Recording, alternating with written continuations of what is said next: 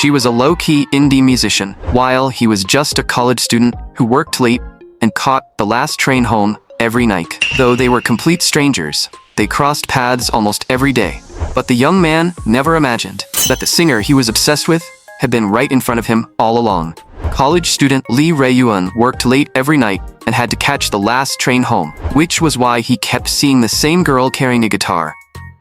Her name was Shin Hae-in. Ryo-eun could no longer remember how many times he had run into her there. Yet the two of them had never exchanged a single word. It looked like Hae-in had gotten off late again tonight. As usual, Ryo-eun sat down, pulled out his phone, and played his favorite song. Why did she always carry a guitar? Was she a music major, a member of an indie band, or perhaps a street performer? Hae-in seemed to notice him staring at her, so Ryo-eun quickly looked down and pretended nothing had happened, even though he was dying of embarrassment. He then put in his Bluetooth earbuds and continued listening to music. As always, he played Dark Planet by his favorite indie artist, Endless Afternoon. No matter how many times he heard it, the intro still sounded perfect, and the lyrics were incredible. A song this good made him wish he had someone to share it with, or even sing along to. But why did his earbuds sound so muffled today? Were they broken? Ryo-eun turned up the volume to test them, only for Hae-in to suddenly lean over and shout right next to his ear. It scared him half to death. Seeing how close she was, Ryo-eun hurriedly asked, "What's wrong? Could you turn your phone down? I can hear it clearly from over here." Only then did Ryo-eun realize Bluetooth was turned off, meaning his earbuds had never connected. Hae-in looked at him and asked, "You must really like that song. The one by Endless Afternoon." Ryo-eun stared at her in surprise. "You know this song too? That's amazing. I'm a huge fan of hers." He became so excited that he practically started waving his arms. "You're the first person I've ever met who likes Endless Afternoon. Her songs are incredible. It's just a shame she's still an unknown indie artist." Hae-in replied, "She really doesn't have many fans. Her style doesn't fit current trends, and she never promotes herself or shows her face." Exactly. If she held a few live shows, there would at least be some performance clips online, but she seems way too laid back about everything. No one even knows what she looks like. So far, all she's posted is one drawing of her original character, Obsidian. Even sharing a little about her daily life or posting a selfie would probably help her gain followers. Hae-in suddenly asked, "Do you think she should show her face?" Ryo-eun thought for a moment. "Not necessarily. As a fan, I do want to meet her in person and find out what she looks like. But whether she only wants to focus on making music or prefers to remain mysterious, I don't mind. What I like is the real Endless Afternoon." Hearing that, Hae-in smiled softly. She then raised her head and asked, "Haven't we run into each other here a few times already?" Ryo-eun awkwardly scratched his head. "I don't really remember." Just then, the train slowly pulled into the station, but Hae-in said, "Do you really think I haven't noticed you secretly staring at me?" Ryo-eun stared at her in shock. It felt like a bomb went off in his head. Her words instantly exposed his lie. So Hae-in had known all along that he kept looking at her. She had even noticed that they took the same last train every night. Even when Ryo-eun returned to work the next day, he still could not calm down. Noticing how distracted he looked, his boss asked, "Lee Ryo-eun, what happened? Did another idiot customer leave our restaurant a bad rating?" Ryo-eun anxiously asked, "Boss, what am I supposed to do? What if she thinks I'm a stalker or some kind of creep?" His boss gave him a confused look. What exactly happened? Ryo-eun then told her everything that had happened the night before. He was worried that he had left Hae-in with a terrible impression, and nervously said, "Would you keep going to a station where some creep was hanging around? You'd obviously start avoiding it." His boss reassured him, "If you're that worried, just have a proper conversation with her next time. Then you'll know what she really thinks of you." Always eager to turn everything into romance, his boss added, "And if you two get along, it might even become the start of something romantic." Ryo-eun replied shyly, "I don't have the time or energy for that right now. I graduate next year, so I need to prepare for job hunting while working to pay my rent. I'd be more than happy just becoming her friend. You know, the kind of friend I can talk about music with." But his boss confidently declared, "That's how most relationships start." Ryo-eun immediately got flustered, but she simply handed him an order slip. "Get back to work. Someone just placed a delivery order." After finally making it through another late night shift, Ryo-eun kept wondering whether Hae-in would take the last train again. If he saw her, he wanted to apologize properly and clear up any bad impression she had of him. More importantly, he wanted to talk endlessly with her about Endless Afternoon, finding someone else who loved the same obscure artist felt almost impossible. But when he reached the platform, he found an older man snoring loudly across the bench. Why was the man sleeping there so late at night? Worse still, that was the exact seat Ryo-in used every day. Now, he could not casually sit beside Hae-in and naturally start a conversation.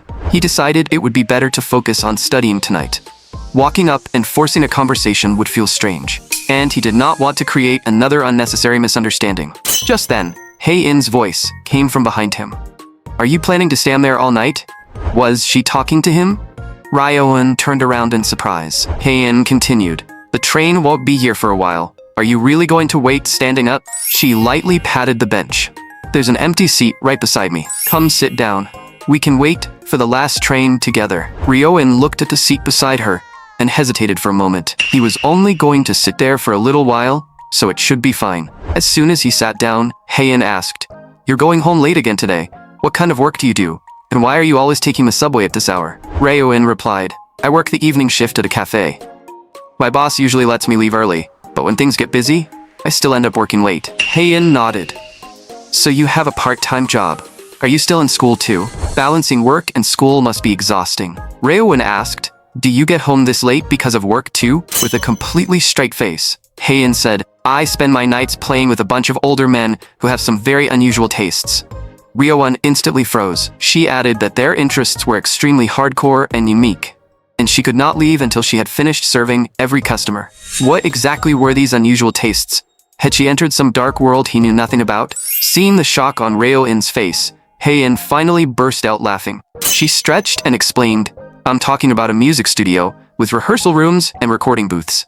A lot of office workers book very late sessions, so as the studio manager, I often get off work after midnight.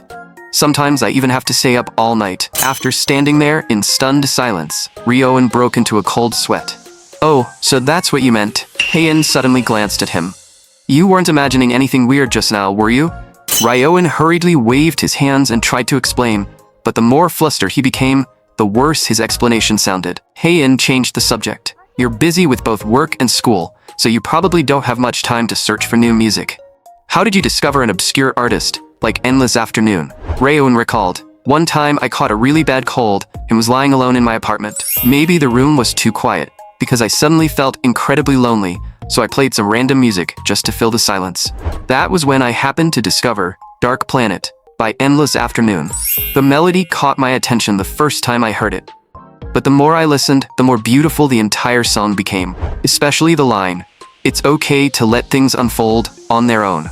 It felt like the song was comforting me and telling me that I could finally relax." Ryo-in then asked, "Which of her songs is your favorite?" Hae-in suddenly turned toward him and softly replied, "In the Tide is really good too." Ryo-in reacted as though he had just discovered a whole new world. "That song is amazing too. The moment the rhythm suddenly changes is incredible. I think she's especially talented with electronic instruments." Just then, an announcement played over the speakers, saying the train was approaching. Only then did Ryo-in realize how quickly time had passed. Hae-in looked at him and said, "That lyric you mentioned, it's okay to let things unfold on their own. If Endless Afternoon heard what you said, I'm sure she'd be really happy." Ryo-in smiled awkwardly. "Really? Now you're making me feel a little embarrassed." Hoping to get closer to her, he introduced himself. "By the way, my name is Lee Ryo-in. What's yours?" As she stepped onto the train, she turned back and smiled at him. "Shin Hae-in. Next time we meet, make sure you say hello first." After returning home and taking a shower, Shin Hae-in could not stop thinking about what had happened at the station. He said his name was Lee Ryo-in. He really is an interesting guy. She remembered another night on the subway when a drunk older man had dropped his wallet. Ryo-in was the one who picked it up and quietly slipped it back into the man's pocket. So he was actually a genuinely kind person. What surprised her even more was that he was a fan of Endless Afternoon. If he found out she was Endless Afternoon, would he be happy? Or would he laugh at her without holding back, just like those people had? Then again, what Ryo-in liked was Endless Afternoon's music. There was no reason to reveal her identity. She could simply continue focusing on making music. Besides, it sometimes felt like people did not truly admire her. They admired Obsidian, the original character she had created. The next day, Hae-in arrived at the music studio and looked over the new drawing of Obsidian she had just finished. She wondered whether she should upload this kind of artwork to her profile. Just then, several customers entered the studio. One of them wanted to reserve a room for the following Monday. After completing the reservation, he blushed and asked Hae-in for her phone number, but she immediately turned him down. With no other customers around, Hae-in decided to clean the studio. She grabbed the floor scrubber and began working, when her uncle suddenly walked inside. He was also the owner of the music studio. Her uncle asked, "Why did you reject that guy? He seemed pretty decent to me." Hae-in replied, "I don't like talking on the phone. Whether it's texting or calling, you can't see the other person's expression. More importantly, his band style isn't the kind of music I like." Her uncle then told her that the 10 o'clock reservation had been cancelled, so she could leave as soon as she finished cleaning. He also handed her a beautifully wrapped box and said it was a gift. Her uncle explained that today was a day when guys traditionally gave gifts to girls, and that the dessert inside tasted especially good with coffee while writing songs. Afterward, Hae-in stayed at the studio and practiced guitar for a while. Meanwhile, all the customers at the cafe had already left. Ryo-eun said goodbye to his boss, packed up his things, and finished his shift. When he reached the bench at the subway station, he suddenly felt completely exhausted. He had been overwhelmed ever since the semester began. He needed to use the next break to improve his language exam score. Just then, a familiar figure appeared in front of him. Ryo-eun looked up and realized it was Hae-in. His face immediately turned red as he greeted her first, and he also noticed the beautifully wrapped gift box in her hand. Hae-in told Ryo-eun that it was White Day and that the box was a gift she had received. Ryo-eun immediately assumed she must be incredibly popular. After all, she was beautiful, charming, and had a style that made her stand out, so there were probably plenty of handsome guys around her. But the next second, Hae-in suddenly held the box out to him. "Have some and keep studying. Sugar helps your brain work." Ryo-eun looked at her in confusion. "Why are you giving it to me? Isn't this a gift you received?" Hae-in explained that she did not like sweets, so it would only end up being thrown away. Even so, Ryo-eun still hesitated. "That doesn't feel right. How could I take something another guy gave you?" Hae-in calmly replied, "My uncle gave it to me." "Did you seriously think I was giving you a present from some other guy?" Ryo-eun's face instantly flushed red all the way to his neck. He quickly accepted the box and changed the subject. "What is it?" Hae-in replied, "My uncle said it's handmade caramel. Apparently it's pretty popular lately. It's just a dessert.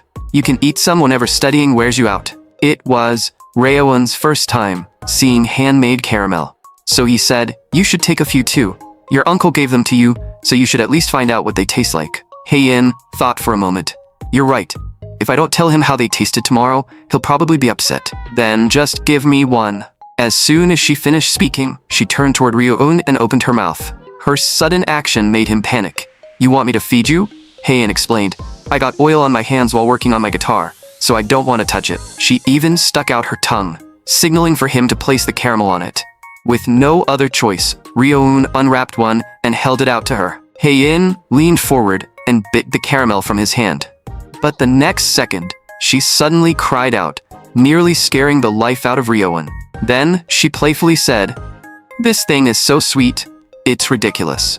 Ryo-eun looked at her in confusion. "Is it really that sweet?" He unwrapped one and placed it in his mouth, only to be hit by a caramel flavor so sweet that it almost tasted bitter. "You definitely need coffee or bitter tea with this. Otherwise, it's way too overwhelming." Hae-in then told him to eat another one, but Ryo-eun immediately waved his hands and refused. The next morning, his phone alarm kept ringing non-stop. Ryo-eun felt as though he had slept for less than 30 minutes. Yet morning had already arrived. As he wondered what to eat for breakfast, he suddenly noticed the handmade caramels Hae-in had given him sitting on the table. The moment he put one into his mouth, the overwhelming sweetness instantly woke up his exhausted brain. It was practically the ultimate wake-up snack, making it perfect for breakfast. Just then, a recommendation notification suddenly appeared on Ryo-eun's phone. Endless Afternoon had actually uploaded a new post. He could hardly believe it. That single update was enough to keep him energized for the entire day. His boss immediately noticed the change in him. "You're unusually motivated today. Something good must have happened." Ryo-eun excitedly told her, "My favorite musician finally posted something new. She hasn't updated her page in ages. Based on her usual pattern, she might be about to release a new song. Just thinking about it makes me too excited to sleep." His boss replied disappointedly, "So that's all?" I was hoping you'd had some kind of romantic encounter. What happened with that girl you kept meeting on the last train? Have you made any progress? Ryo-un quickly denied it. I don't see her that way. But you see each other all the time. Haven't you at least gotten a little closer? Now that she mentioned it, Ryo-un remembered that they had already exchanged names during their last conversation. Heian had even given him handmade caramel on White Day. His boss became even more excited than Ryo-un after hearing that. He quickly explained that he had introduced himself first and only asked for Heian's name afterward. But his romance-obsessed boss was already letting her imagination run wild. She even convinced herself that the two of them had gone on a date or met up for drinks. Just then, a customer entered the cafe and ordered a cappuccino. Ryo-un felt like he had seen the man somewhere before. The longer he looked, the more familiar the man seemed. Then he realized it was Sang-hyun-jae, one of the hottest singers in the country. His boss told him that Hyun-jae was actually a regular at the cafe. Ryo-un could not believe that one of the most popular musicians around frequently visited the cafe where he worked. Before he knew it, another late-night shift had finally come to an end. Ryo-un wondered whether he would see Heian tonight and found himself hoping she would be there. Maybe she had also seen Endless Afternoon's latest post. He desperately wanted to discuss the teaser for her new song, hidden inside the obsidian artwork. Just thinking about it made him both excited and nervous. Being able to freely talk with someone about the things he loved felt incredible. But when Ryo-un reached the platform, he stared at the empty bench and wondered, is she not coming today either? He had not seen Heian since White Day. Was she busy, or had her work schedule changed? Or had he done something wrong and caused her to start avoiding him? A strange wave of disappointment immediately washed over him. It seemed he had gotten his hopes up all by himself, only to end up disappointed again. But then Heian's voice suddenly came from behind him. What are you so disappointed about? She appeared without warning, nearly giving him a heart attack. Ryo-un awkwardly scratched his head. It's been a while. I thought I wouldn't get to see you tonight. Heian asked, so when you said you were disappointed, was it because I wasn't here? Ryo-un nodded awkwardly, but something about her felt different tonight. When he looked more closely, he noticed that her cheeks were bright red. Ryo-un quickly asked, Shin Heian, have you been drinking? She covered her face and laughed. Is it that obvious? I stopped by a bar and had a few drinks by myself. I've been completely focused on something lately, and it's almost finished, so I decided to let myself relax a little. Ryo-un smiled. That sounds like good news. Can you tell me what you've been working on? But Heian only gazed at him through hazy eyes. It's a secret. Seeing her like this sent a jolt through Ryo-un. He never expected Heian to look this adorable when she was drunk. Then, he remembered that he needed to take control of the conversation tonight, so he quickly changed the subject. Heian, did you see the new obsidian picture Endless Afternoon posted? But just as he was about to explain what made the artwork so interesting, the station speakers announced the train was approaching. Why was the train arriving so quickly tonight? He still had so much he wanted to say, yet they were about to separate. And with all the noise inside the subway, they would not be able to talk properly. What was he supposed to do? He had so many things he wanted to tell her tonight. Once the new song was released, discussing the clues hidden in the artwork would be pointless, and they might end up with nothing left to talk about. So Ryo-un gathered all his courage and called out her name. Would you like to go have another drink with me? The moment the words left his mouth, he felt his face heating up. Heian stared at him in confusion. Right now? But this is the last train of the night. Only then did Ryo-un realize how sudden his invitation had sounded. Just because he wanted to talk with her a little longer, he had suddenly invited her out for drinks in the middle of the night. What if she thought he was some creep who randomly hit on women in the street? Ryo-un immediately panicked and started apologizing. But to his surprise, Heian suddenly said, sure. Thinking he had misheard her, he froze on the spot. Heian stood up and moved closer to him. I don't know why, but I don't feel like going home this early tonight either. So let's go have another drink together. Ryo couldn't believe his luck. In the quiet subway car, the only sound came from the overhead straps rattling as the train moved. Ryo-un sat beside Heian, clutching his backpack and unable to sit still. Their shoulders kept brushing against each other by accident. The reason such a tiny touch made his heart race was probably because it had been so long since he had gone drinking with someone, making him secretly excited. Heian suddenly looked up. Lee Ryo-un, where do you live? He replied, near Blue Sky Station. Then let's drink somewhere around there. You can walk home afterward and I'll take a taxi. Don't worry, I have a full-time job. I can afford the fare. Ryo-un scratched his head awkwardly. Then I'll pay for your taxi. Hae-in smiled. I already thought all of that through before agreeing to drink with you. But if I get really drunk, you better take good care of me. As soon as she said that, Hae-in motioned for Ryo-in to lean closer, saying she had a secret to tell him. She whispered into his ear, "Whenever I get drunk, I sleep completely naked." Ryan instantly froze in shock. But Hae-in kept staring at him with a strangely suggestive look in her eyes. Just then, an announcement sounded inside the train. "Please exit through the doors on the left." On their way out of the subway station, Hae-in finally said, "I was only teasing you back there." She then asked, "Do you live around here?" Ryo-un replied, "My apartment is about a 5-minute walk from here." "An apartment? So you live alone?"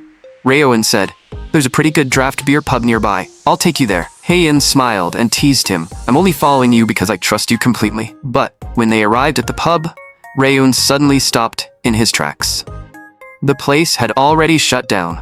He apologized awkwardly. "I'm sorry, I haven't been here in a while, so I didn't know it had closed." Ryo-un quickly pulled out his phone to search for another bar nearby. But it had been so long since he last went drinking that he had no idea what other places were still around. He was afraid that picking somewhere at random might ruin the mood.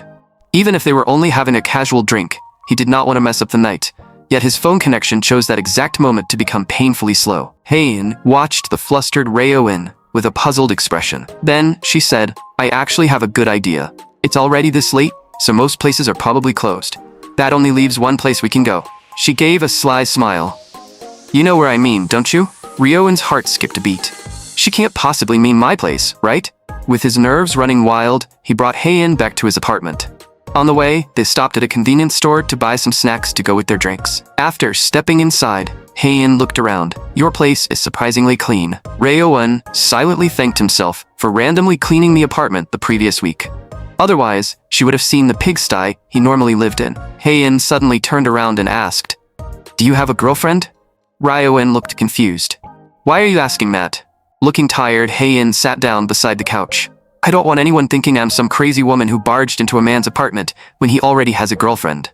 It could cause a huge misunderstanding, and I have no intention of becoming the bad guy." When Ryo-un told her he did not have a girlfriend, he could clearly tell that Hae-in seemed relieved and was suddenly in a much better mood. He sat down beside her and asked her the same question. But Hae-in shyly replied, "I'm already seeing someone. He's a foreigner named Liam. He has a sharp tongue, but he's an amazing singer and a great fighter." Ryo-un immediately became serious. "Then isn't it inappropriate for you to come drinking alone with me?" Hae-in looked at him with flushed cheeks and burst out laughing. "I was just kidding. Liam is actually the lead singer of a band. I thought you knew a lot about music, so I assumed you'd realize it was a joke."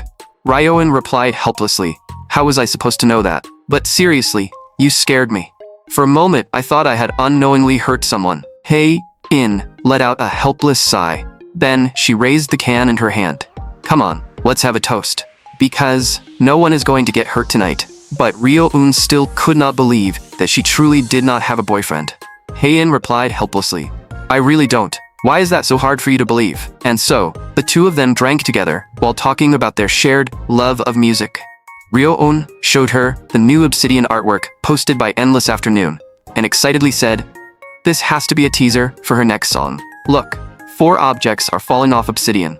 That definitely means Endless Afternoon is releasing a new song in April. And one of those objects is a ukulele, which means the next track will probably be built around a ukulele or guitar." But when Hae-in created the artwork, she had not hidden any of those so-called clues. As he continued talking, the drunken Ryo-un became so emotional that he started crying. "I'm so happy I discovered all these clues. Just thinking that she might release a new song in April is driving me crazy with excitement." Hae-in, aren't you excited too? But Hae-in could only panic internally. "I already finished recording the song, but I never planned to release it in April. Do I seriously need to hurry up and sign a distribution deal now?" Ryo-un continued staring at Hae-in, before suddenly saying, "Your voice sounds a lot like Endless Afternoons. You both have that slightly hazy, husky tone, and you speak in such a gentle way. But Endless Afternoon's voice is clearer and more beautiful. She'll always be the best to me." Hae-in replied helplessly, "I never realized you loved Endless Afternoon this much. You're already drunk, yet you still can't stop talking about her." Only then did Ryo-un realize something. "Are you getting bored?" But Hae-in replied, I think it's interesting. It's much better than talking about something serious. After saying that, Haein stood up from the floor and dropped onto the couch with a soft thud. Keep talking. I want to listen while lying down. Ryoun immediately objected. You can't do that. You'll fall asleep.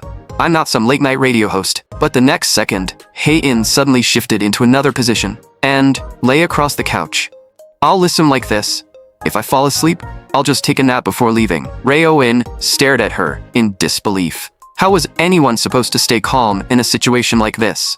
He quickly asked, Are you seriously planning to sleep here? Is that not allowed? You're not teasing me again, are you? Before Ryoun could react, Haein suddenly leaned closer to him. Whether I'm joking or being serious is entirely up to you.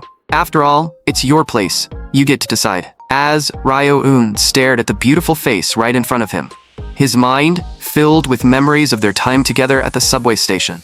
Deep down, he found himself hoping that she truly meant what she had said. Since the next day was Sunday and neither of them had finished talking, he finally said, Then stay a little longer. I'll tell you more. Hearing that, Haein immediately brightened up.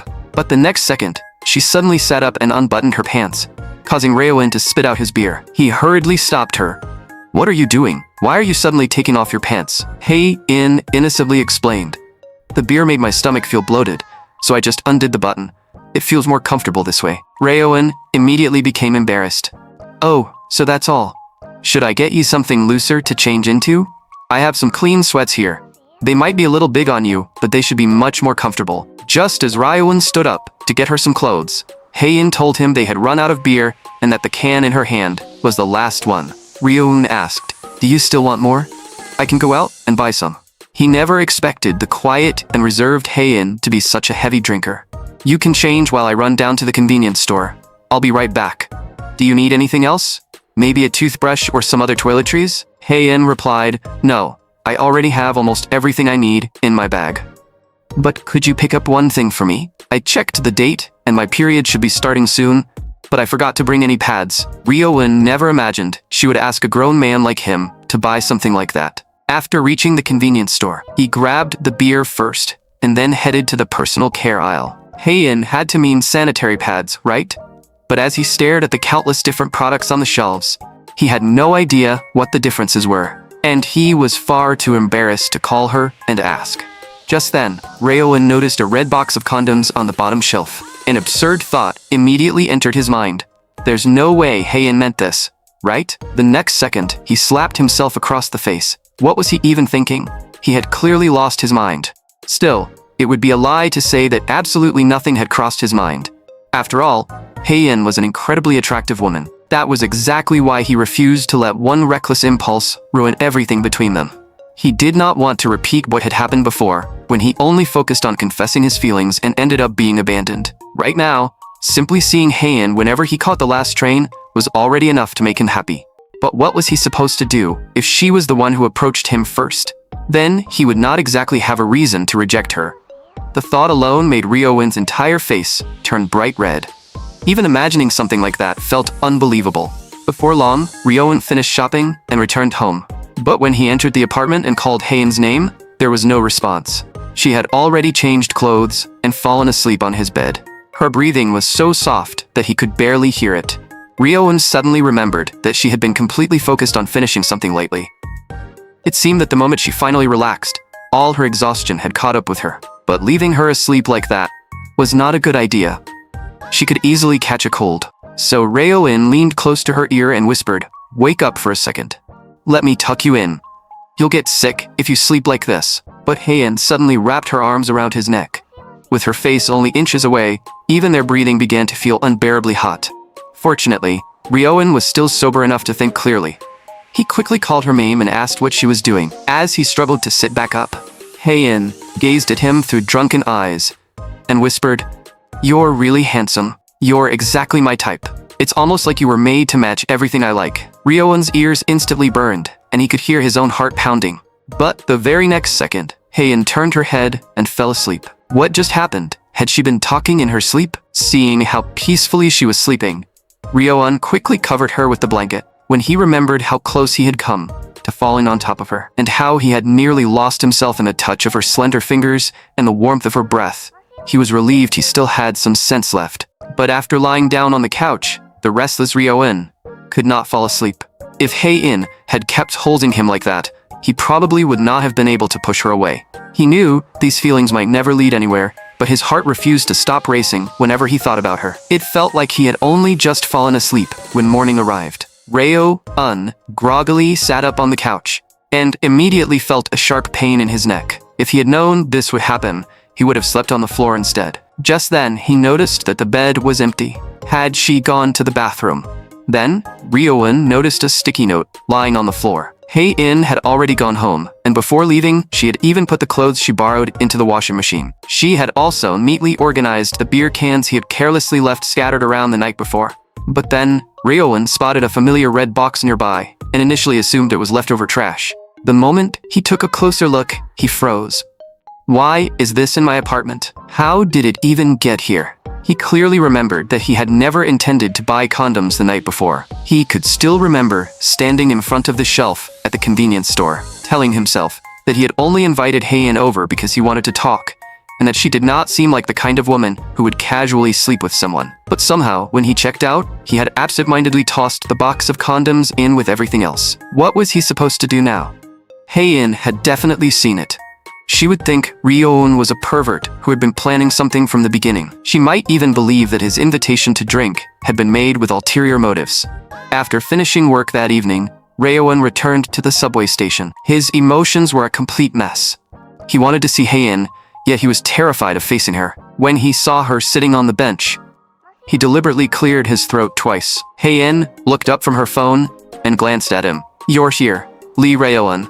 But at that moment, Ryo-un had no idea what to say. He awkwardly sat down beside her, desperately trying to think of a way to explain everything. Should he claim that he bought the condoms for a school assignment and needed them for a product marketing report? No, maybe he could say they were a lucky charm that supposedly brought good luck on exams. He needed a different excuse. But lying to her would be far worse. Ryo-un finally decided to admit exactly what had happened. Even if Hae-in yelled at him, it would still be better than deceiving her. He raised his head. "Hae-in, about that thing in my apartment last night." But before he could finish, she interrupted him. "Let me speak first. There's something I need to tell you first. For a while, I think I need to keep my distance from you." Ryo-un quickly asked, "Why? Isn't this a little too sudden?" Hae-in lowered her voice. "I realize that whenever I'm with you, I barely have my guard up at all. Especially after what happened last time. Maybe it's because I grew up talking about music with the members of my uncle's band. So when I'm with you, I naturally forget to keep proper boundaries. Before I knew it, I had crossed the line. That's why I think I should keep my distance from you for a while." Ryo-un stared at her in confusion and cautiously asked, "Is this because of the box of condoms I bought?" Hae-in suddenly gave him a strange look. "So you really are hung up on that?" I was surprised when I saw them, but when I thought about it, having thoughts like that after drinking isn't exactly strange. We're both adults, after all. I just never expected you to be that kind of guy. Ryo-un's heart nearly stopped, and he froze with a look of pure shock. He hurriedly explained that he had never invited her out for drinks with any hidden intentions. He had only wanted to talk with her about endless afternoon. Seeing how panicked he was, Hae-in finally stopped teasing him. "Anyway, when I said I crossed the line, I wasn't talking about that. Nothing happened between us." Ryo-un became even more confused. "Then what exactly did you mean?" From the look on Hae-in's face, she seemed to be struggling to say it aloud. After a moment, she covered her mouth and admitted in embarrassment, "Because I was unbelievably annoying that night." Ryo-un stared at her, completely puzzled. Hae-in continued, "If you don't understand, think back to everything I did that night. You invited me out for drinks, but I barged into your apartment, shamelessly wore your clothes, made you sleep on the couch, and then acted like it was perfectly natural for me to take your bed. Everything I did that night was rude and bizarre." So that was what she meant. But Ryo-un had never cared about any of it. She continued, "I didn't realize what I was doing while I was drunk, but once I sobered up, I felt terrible. I was too embarrassed to even face you, so I ran away." Hearing her explanation, Ryo-un was genuinely surprised. He had always thought Hae-in was someone who looked cold and handled everything without hesitation. He never imagined that she could regret her actions, feel embarrassed, or even apologize so sincerely. It was completely different from what he had expected. At that moment, Ryo-un found this side of Hae-in unbelievably adorable. Hae-in went on, "That's why I want to keep my distance. If we get too close, I'm afraid I'll do something like that again." So, for a while, I probably won't come to this station. Ryo-in instantly panicked the moment he heard that. He stared directly into Hae-in's eyes and said seriously, "No." Hae-in asked innocently, "Why not?" Ryo-in stumbled over his words. "I told you, didn't I? Endless Afternoon might release a new song soon. I really want to talk about it with you." But Hae-in asked worriedly, "What if I do something inappropriate again whenever we're together? You've already seen what I'm like when I'm drunk. If this keeps going, I might eventually do something even worse." Ryo-in answered without hesitation, "I don't care. Everything you think was rude, I can handle. Whether you tell me stupid jokes or make a mess when you're drunk, I can accept all of it. But you absolutely cannot use that as a reason to stay away from me." Hae-in stared at Ryo-ruin with an unreadable look in her eyes. Just then, the train slowly pulled into the station. Before leaving, she suddenly asked, "Can I choose the drinking snacks next time?" Ryo-in looked confused. "What drinking snacks?" "The ones we'll eat the next time I come over to drink at your place. We can't drink without snacks, can we?" The moment he heard that, Ryo-in instantly perked up. "Of course, you can choose whatever you want." As she was about to leave, Hae-in quietly added, "Make sure you keep what you bought earlier. It might come in handy someday." What was she talking about? Ryo-in suddenly realized she might mean the red box. But Hae-in turned back and smiled. "Idiot, I meant the beer." After another exhausting day, Hae-in returned home with her guitar on her back. Once inside, she took off her coat out of habit. She still could not stop thinking about what had happened. "Ever since I got drunk that night, I've been worried Ryo-in might be angry or even start hating me. That's why I tried to keep my distance. But when I think about everything I did that night, even if he accepted my rude behavior and forgave me, that doesn't mean that embarrassing night will simply disappear. He'll probably remember it every now and then." The thought filled Hae-in with regret. Why had she behaved like that and drunk so much? She had zero boundaries. What if she had not fallen asleep that night? Would things have become even worse? Something else might have happened between them. Just imagining it gave her chills. Hae-in immediately sat up. "What am I even thinking? I need to stop letting my imagination run wild. I should take a shower and work on my song." I suddenly got inspired in the rehearsal room earlier and recorded a short section. Just then, she glanced at her phone and noticed a new private message. It was from Sung Hyun-jae. Why would he contact her? Could someone be impersonating him? Curious, Hae-in opened the message. It really was Hyun-jae, and he was inviting her to collaborate on a song. The next day, Hae-in practiced guitar in the rehearsal room as usual. But, with the offer weighing on her mind, she could not concentrate at all. She kept thinking about the message Hyun-jae had sent the day before. After struggling with the decision for a long time, she ultimately chose not to reply. Still, collaborating with an artist whose style was so different from hers could be incredibly interesting. Just then, someone knocked on the rehearsal room door. It was Hae-in's uncle. "Are you still practicing?" Hae-in replied, "I'm already finished. I was just about to clean up." Her uncle said, "I'm ordering delivery tonight. Want some extra spicy tteokbokki?" Hae-in gave him a doubtful look. "Are you sure you want to eat something that spicy this late?" But the next second she changed her mind. "Of course I want some. Tell them to make mine even spicier. I deserve to treat myself today." While they ate, her uncle sighed happily.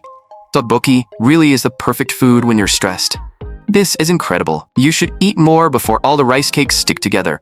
But Hae-in remained distracted, still wondering whether she should reply to Hyun-jae's message. Would it seem rude if she waited too long? She needed to make a decision soon. Seeing how unenthusiastic she looked, her uncle assumed the tteokbokki was not spicy enough. So Hae-in finally told him about the private message from Sung Hyun-jae. Her uncle looked genuinely surprised. "Sung Hyun-jae personally asked you to collaborate? That's an incredible opportunity." Hae-in replied, "I know it is, but it all happened so fast that I still don't know what to do." Her uncle asked, "Did he demand something unreasonable?" "No, it's just that he's one of the hottest musicians right now. If I work with him, people are obviously going to start paying attention to me too. I'm worried my identity might be exposed." Her uncle believed she was worrying for nothing. He wanted to tell her to silence every critic with her talent. But when it came to Hae-in, he could not say something like that so casually. He knew exactly what she had experienced as a child. He knew how much pain she had endured, and how the scars from that time continued to torment her, even now. More than anything, he wanted her to overcome those wounds, spread her wings again, and pursue her dream of making music. As a fellow musician, he knew Hae-in was an exceptionally gifted artist. So her uncle suggested, "Why don't you meet him and talk first? That would be better than worrying about it alone. You're both musicians. He might understand what you're going through, and even offer some useful advice. Even if you decide not to collaborate, there's no harm in getting to know him. But make sure you get his autograph when you meet. We can use it to promote the studio. By the time Haein finally finished work, she had already spent the entire day agonizing over the offer and had not touched the new song she originally planned to revise. Just then, Haein noticed several celebrity posters displayed downstairs. When she stepped closer, she realized that some of them featured her favorite rock idols. She could not help wondering how they managed to live normal lives while constantly surrounded by public attention. How much courage did it take to endure that kind of pressure? She wished she could face the world as fearlessly as they did. Later that night, the subway station was unusually quiet, with barely anyone else around. Ryoun was childishly pinching his cheeks as he practiced smiling. The moment he saw Haein, he called out, "Haein, come over here. There was a special career event today, and I learned some new interview techniques." Apparently, a natural smile leaves a better impression. You can take a look at this booklet too. After flipping through a few pages, Haein said, "I never realized job interviews required this much preparation." Ryoun explained that there was still much more to prepare. He needed to come up with a personal story that matched the company's culture and practice a proper self-introduction. Haein studied the booklet carefully, looking as though she was thinking about something. She then told Ryoun that he needed to maintain eye contact with the interviewer while answering questions. She even suggested that they practice right there. Haein stood up and said, "I'll sit on the bench across from you and ask random questions. All you have to do is stay here and answer. If you look away from me, you're immediately disqualified." Ryoun suddenly felt that practicing an interview in the middle of the station was incredibly embarrassing. But Haein pointed out that hardly anyone was around at this hour, so he reluctantly agreed to give it a try. Ryoun straightened his back and kept his eyes firmly fixed on Haein. Although they had not known each other for long, this was the first time she had seen such a serious expression on his face. Looking at him now, Haein thought this must be what Ryoun looked like when he was giving it his all. Perhaps when he attended a real interview, he would face it with the same serious attitude and give it his absolute best. The thought suddenly made her curious to see him wearing business casual clothes, with his hair neatly slicked back for an interview. Pretending to be serious, she began the interview. "Now answer the question properly. When was the last time you kissed someone?" Ryoun immediately jumped to his feet. No company would ask something that personal. But Haein calmly replied, "Some companies prefer unconventional questions." "You failed this interview," Ryoun joked. "I'm reporting your company to the authorities. This place is completely unprofessional." Haein lowered her head and thought for a moment. Then she said, "Still, you followed all my instructions, so I'll pay you an interview fee." With that, she began searching through her bag. A moment later, she handed Ryoun a small purple piece of plastic and told him it was her lucky charm. Looking closer, he realized it was an electric guitar pick. Haein said, "As long as you carry this lucky charm, you won't make any mistakes. It even has marks from all the times I've practiced with it. With this, you'll be able to get a job no matter where you interview." Ryoun closed his hand tightly around the pick. "No matter where I go for an interview, I'll make sure to bring it with me." Haein tilted her head and gave him a gentle smile. Meanwhile, Sung Hyun-jae was working late on a new song when a message suddenly appeared on his phone. To his surprise, Shin Haein had finally replied. She said she wanted to interview him first before deciding whether to collaborate. So that was how she described an in-person meeting. The artist known as Endless Afternoon really was unusual. The next morning, Haein arrived outside the office building at the agreed location, only to realize she had forgotten which floor the studio was on. Just then, someone asked, "Are you Endless Afternoon?" It turned out Hyun-jae had already been waiting downstairs. He politely introduced himself. "Hello, I'm Song Hyun-jae. Was this place difficult to find?" Haein replied, "Not really. I found it quickly by following the map. But all the alleys around here look similar, so it was a little confusing." Hyun-jae glanced behind her. "Did you come alone? When we talked online, you mentioned having band members. Didn't they come with you?" Haein explained, "I usually work alone. The other members only come in when I need help recording or arranging." Hyun-jae said, "So it's almost like a one-person band." Haein nodded. "Exactly. Everyone else has their own projects in different places. And our drummer is still a college student." "I see. You perform as a band, but you're also essentially a solo artist. Let me take you upstairs. We can talk about everything else once we get there." While they were walking, Hyun-jae suddenly turned around. "What should I call you? I can't keep calling you Endless Afternoon forever."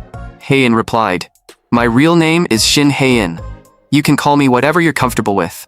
"Then, how about Ms. Haein?" The moment he said it, they both burst out laughing. After reaching the office floor, Hyunjae explained, "The company meeting room is being renovated, so we'll talk in my studio today." Hae-in looked around. "Does this entire building belong to you?" Hyunjae laughed. "I only rent a few offices here. I'm not some massive superstar. There's no way I could afford the whole building. But who knows about the future? I'm currently preparing to launch a record label. If it becomes successful enough, maybe I really will buy the entire building someday." Hae-in simply replied, "You're starting a record label? That's impressive." Hyunjae wondered why her reaction was so lukewarm. He had assumed she would be interested once he mentioned the label. Was she completely uninterested in the company he was creating? Or was she confident she could succeed entirely on her own? She really was an unusual person. It seemed she would not be easy to persuade. In reality, Hae-in was simply exhausted. She had stayed up all night writing music and wanted to finish the meeting quickly so she could sleep in the rehearsal room. Once they entered the studio, Hyunjae asked what she wanted to drink. "I have coffee, Coke Zero, beer, pretty much anything you want." Hae-in declined immediately. "No thank you. I don't need anything. I'd rather discuss the collaboration as quickly as possible." Hyunjae nodded. "Of course. We both made time in our busy schedules to meet, so every minute matters." He then pulled out a stack of documents. "Take a look through the contract. Feel free to ask me about anything." Hae-in accepted the papers and carefully read through them page by page. After a while, she said, "There's something I'm curious about, but I'm not sure whether I should ask. If we collaborate, will I have to appear at performances and promotional events under my real identity?" Hyunjae took off his hat. "That part doesn't matter. You can present yourself however you want, but there is one thing I need to make clear from the beginning. The reason I want to work with Endless Afternoon isn't because of your commercial value. I simply want to properly introduce such a talented artist to more people. And of course, I'm saying this as a sincere fan. I hope you understand that." Hyunjae then stood up and said, "Why don't we listen to the song I just wrote?" Hae-in stood behind him, carefully observing his every move. She had already decided that if he insisted on making her appear at performances, she would reject the offer immediately. But to her surprise, Hyunjae had accepted her condition without hesitation. Was he only acting considerate to secure the collaboration? Or was he genuinely thinking about what was best for her? Hyunjae turned around with a smile. "All right, I'm starting it now." The moment his fingers gently touched the keyboard, a beautiful melody filled the entire room. But the longer Hae-in listened, the more something felt wrong. "No way." She suddenly stood up and told Hyunjae to pause the track. Then, she angrily asked, "When you said collaboration, did you mean I'd only be playing accompaniments on a song you already finished?" Hyunjae looked confused. "Don't you think it already sounds good?" Hae-in replied, "The song sounds great, but this is supposed to be a collaboration. It can't only have your style, it needs mine too." She then told Hyunjae to get up, sat down at the computer, and tied back her hair. "First, I'm deleting every track we don't need." "Why are you so attached to this stuff?" What she did not know was that Hyunjae had spent 3 full days and nights searching for those samples. In truth, Hae-in knew the song was already nearly perfect, with almost nothing to criticize. Changing it carelessly could easily ruin its balance. But the people who loved her did not only love the songs she created, they also loved her distinctive musical style. So if this song was going to carry the name Endless Afternoon, she refused to abandon what made her music unique. Hyunjae watched as Hae-in removed the unnecessary tracks and gradually infused the song with her own style. He had known that her music was heavily influenced by shoegaze and post-rock, but he never imagined she could create something with this kind of sound. She had not sacrificed her identity to fit the song. Instead, she blended her style into it naturally and gave the track a personality that was unmistakably her own. She truly was a fascinating artist. Hyunjae had a strong feeling that their collaboration was going to sound incredible. Just then, he leaned toward Hae-in and asked, "Want me to grab you a beer?" Hae-in nodded. "Sure. And please finish writing the lyrics for the first verse, because I'm completing the entire arrangement today." Before long, night had fallen. Meanwhile, Ryuin was still working hard on a report in the library. He had no idea whether it would pass. The evidence supporting his argument still felt too weak. "I should take a break before continuing. I've been writing for so long that I'm exhausted." So Ryuin stepped outside to stretch and move around. Once his midterms ended in mid-April, his schedule should finally become more manageable. He still needed to prepare for a career aptitude test and attend several job fairs. He already had more work than he could possibly handle, but none of that stopped him from wanting to drink with Hae-in again.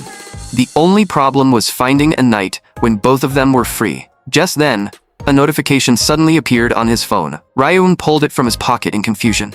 What's this? Didn't I put this thing on silent? Good thing it didn't make any noise inside the library. But why was the app recommending something like this to him? After finishing another long day, Ryo-eun arrived at the subway station and found Hae-in already waiting for the train. She was even using her waiting time to work on music. Ryo-eun quickly called out to her. Hae-in removed her Bluetooth earbuds and looked up at him. He then showed her the recommendation he had received earlier that day. Let's hold our own listening party. Hae-in stared at Ryo-eun with a puzzled expression. What exactly is this? I've never heard of anything like it. Ryo-eun explained. It's kind of like watching a movie together. Everyone gathers to listen to a new song and then shares their thoughts. I only recently found out that listening parties like this even existed. A friend once took me to one where the singer actually attended in person. After everyone listened to the song, the artist explained what she had been feeling while singing it, and how she came up with the lyrics. It was honestly an amazing experience, so I thought we could hold our own little listening party. Endless Afternoon is releasing a new song on April 28th.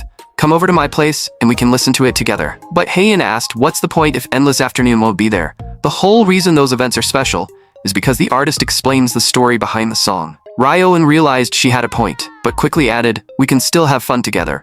We could even have a few drinks. Hae-in gave him a knowing look.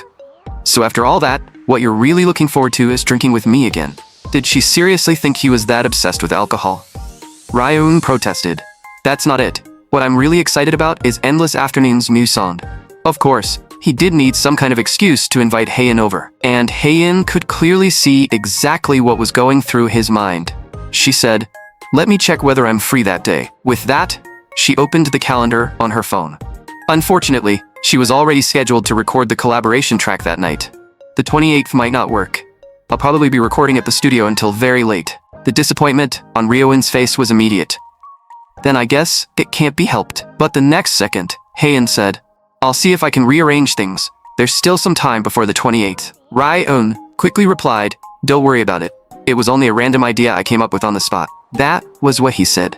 But his expression had already given him away. He looked exactly like a puppy that had just been told it could not go for a walk. Hae-in found herself conflicted. She had finally managed to coordinate the recording schedule with the other band members, so delaying it again would be difficult. After a moment, she placed a hand on Ryo-eun's shoulder. Let's have drinks another day. Friends don't need a special reason to drink together. Once your midterms are over, we can go have a drink.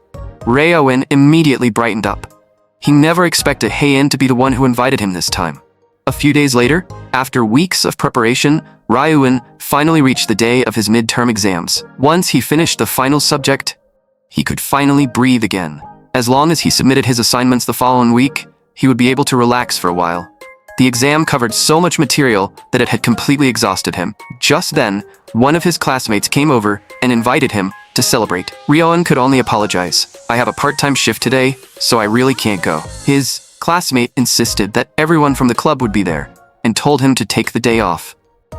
But Ryo-eun remembered that he had already called out once the previous week, so he had no choice but to go to work. More importantly, today was the day Endless Afternoon was releasing her new song. Their listening party may have fallen through, but even if he had to listen alone, Ryo-eun was determined to fully enjoy the new track and not miss the happiness he had been waiting for. Ryo-eun waved goodbye to his classmate and wished everyone a great time. Endless Afternoon's new song had already been released at 4 that afternoon, but he wanted to wait until he got home from work so he could listen to it properly, in peace. He could barely contain his excitement just thinking about it. Even while working at the cafe, he was overflowing with energy. Despite getting off work late, Ryo-eun remained in a great mood throughout the subway ride home. The moment he arrived, he quickly set down his backpack and sat on the couch with his phone. I can finally listen to it properly. I wonder what kind of masterpiece she made this time. Just then, his stomach suddenly growled. Ryo-eun realized that he had been so excited that he had forgotten to eat dinner. He had eaten a few snacks from his boss at the cafe, but he was still starving this late at night. It had been a long time since he ordered a late-night meal, and since he had recently been paid, he decided to treat himself to some fried chicken. He even left a note, asking the delivery driver to leave the food outside, allowing him to take a shower without worrying. Ryo-eun happily hummed a song as he showered, but after a moment, he suddenly froze. Why was Hae-in's voice the only thing filling his mind? Today was supposed to be an exciting day. So, why did everything suddenly feel so lonely without her there? Just then, the doorbell began ringing repeatedly. Ryo-eun frowned in confusion. What's going on? Did the food arrive already? I told them to leave it outside, so why do they keep ringing the bell? He hurriedly got dressed and ran to the door without even drying his hair. As he opened it, Ryo-eun said, I clearly left a note when I ordered. But halfway through his sentence, he realized the person outside was not the delivery driver. It was Shin Hae-in, and Ryo-eun could hardly believe his eyes. He immediately became flustered. What are you doing here? But Hae-in looked equally surprised. Weren't you the one who invited me to your listening party? Ryo-eun replied, but you said you had plans. I thought you couldn't come. Hae-in answered, I wanted to join the listening party, so I came early. She then raised the bag in her hand.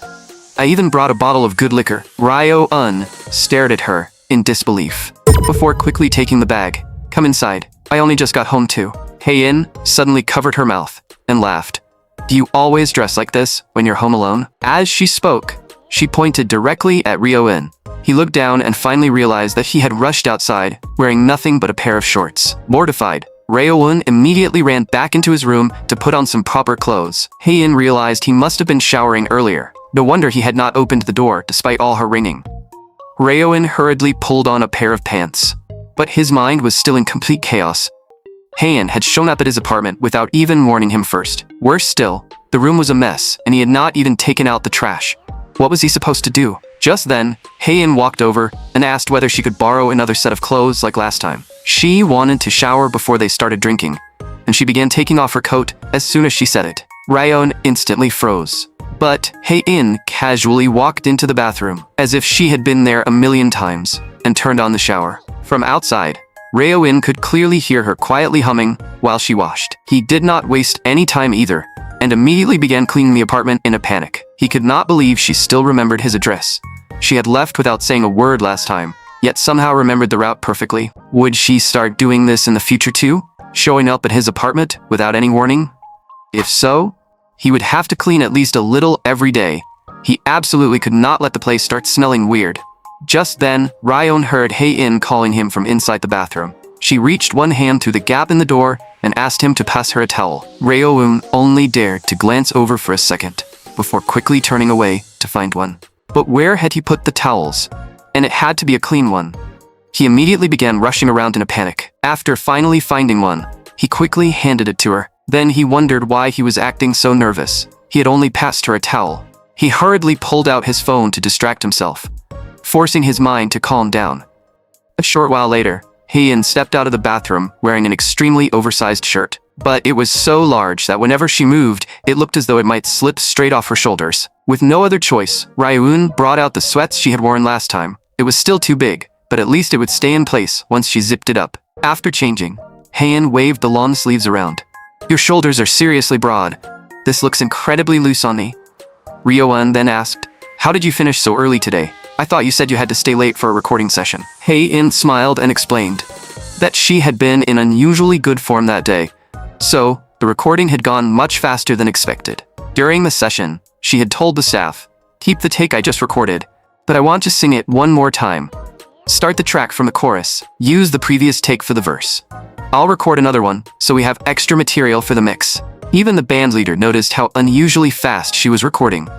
Normally, she refused to stop until everything sounded perfect, and would demand take after take. He could not help wondering whether she was just phoning it in, because it was not her own song. But bassist Lim Ji-won replied, we'll know whether she was phoning it in once we hear the finished track. But to everyone's surprise, the finished take was flawless, just like always. Just then, Hae-in stepped out of the recording booth.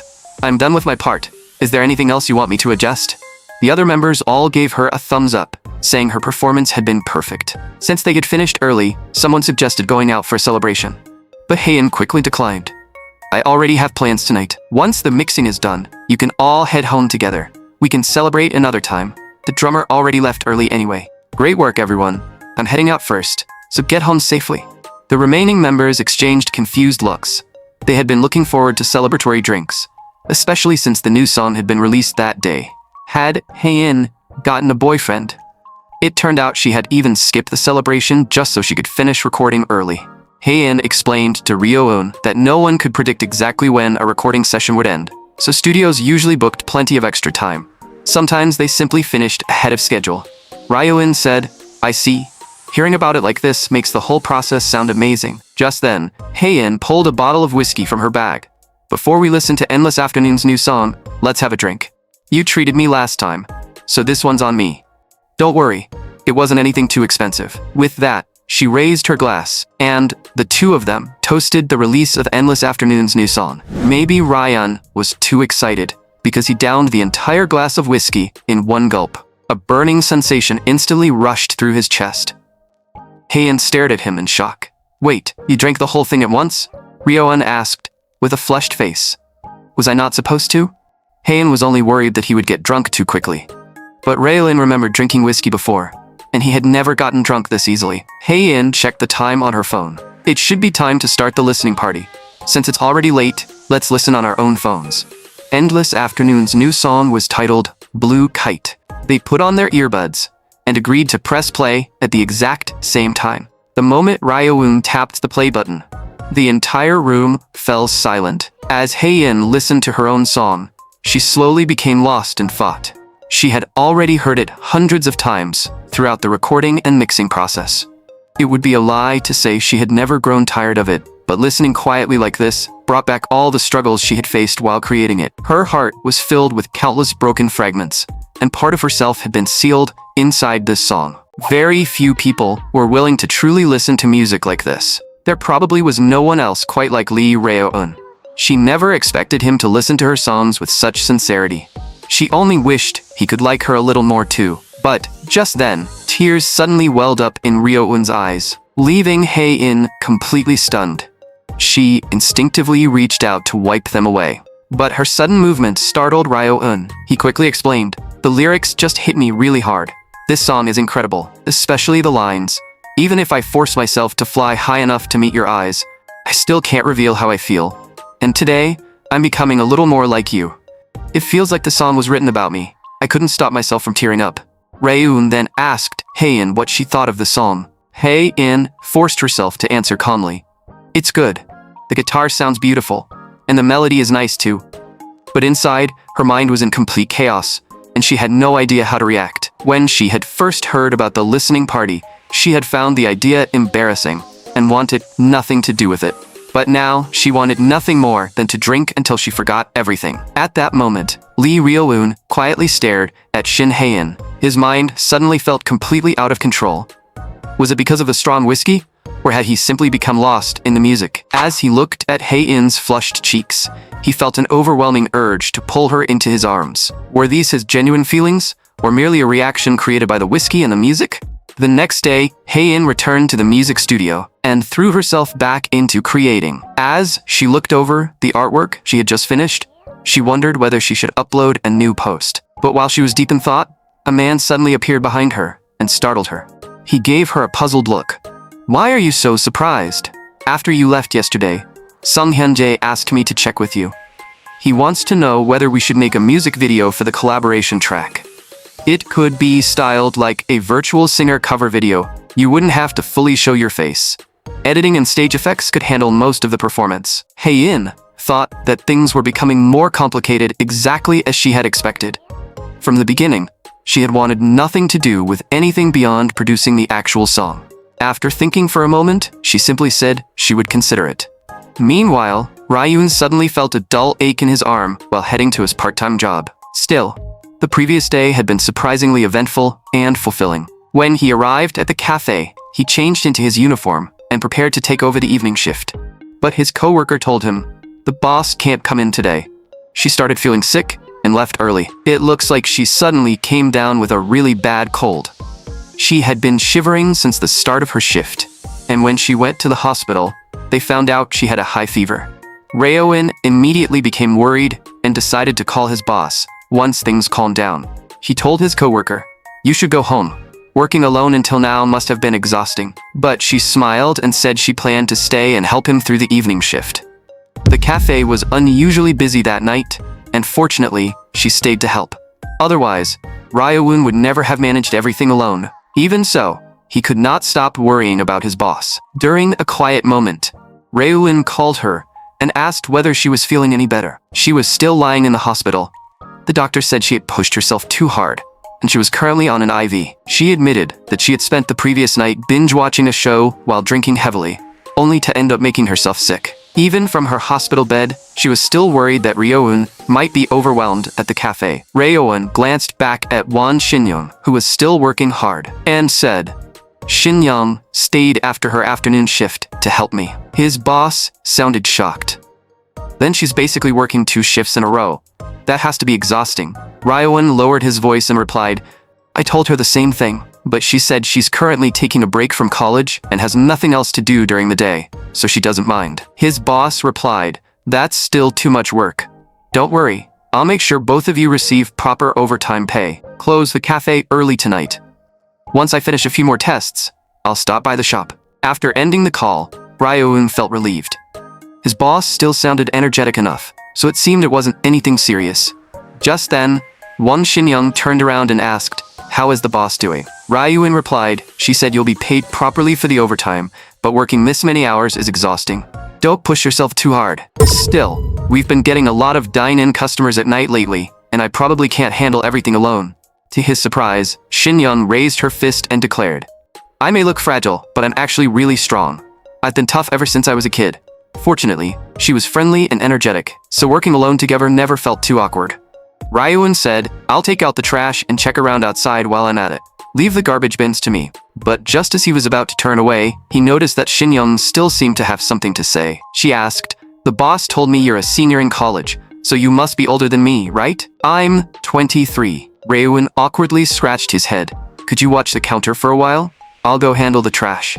He carried 2 large bags of garbage outside, breathing heavily by the time he reached the dumpster. He had not expected Shin-young to be so approachable.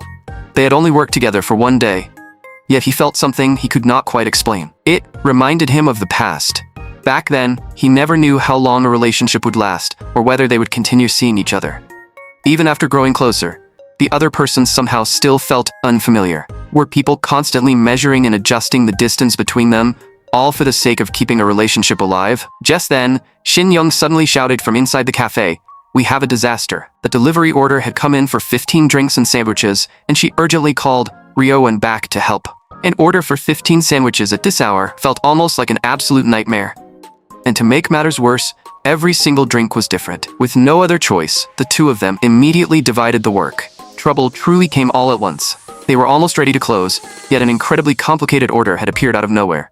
Fortunately, Shin-young had stayed behind to help. Ryo-eun had been worried at first since she had only worked there for 2 months.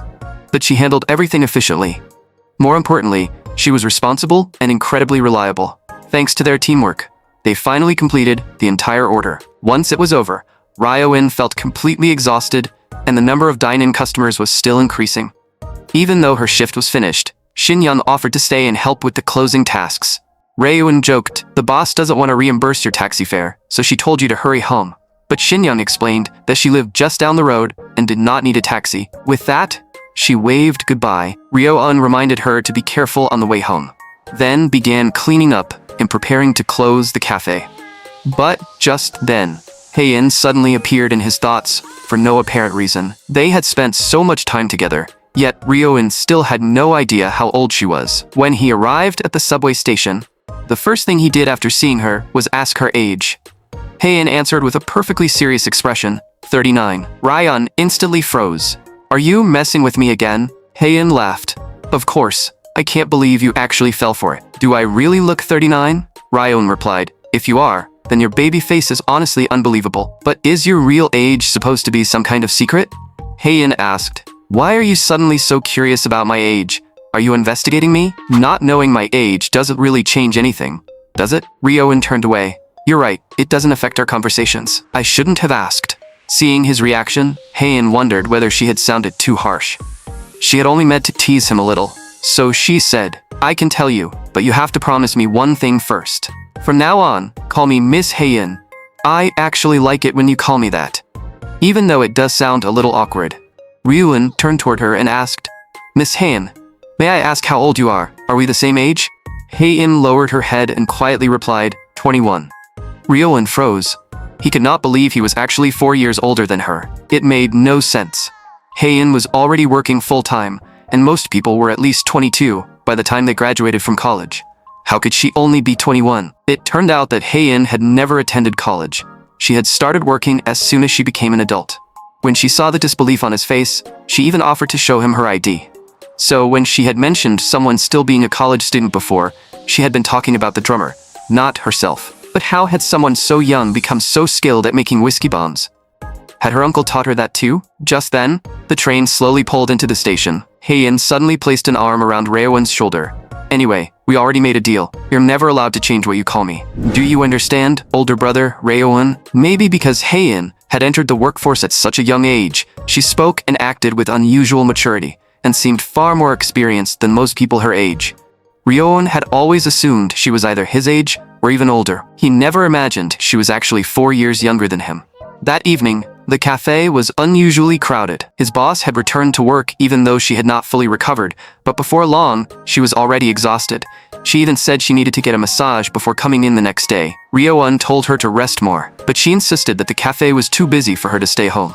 It seemed that money was the only thing on her mind. Just then, she suddenly asked, "What do you think of Won Shin-young? She's only been working here for 2 months, but she's genuinely good at the job. She's cheerful, so she's great at dealing with customers. She still gets flustered sometimes, but that's only because she hasn't memorized every recipe yet.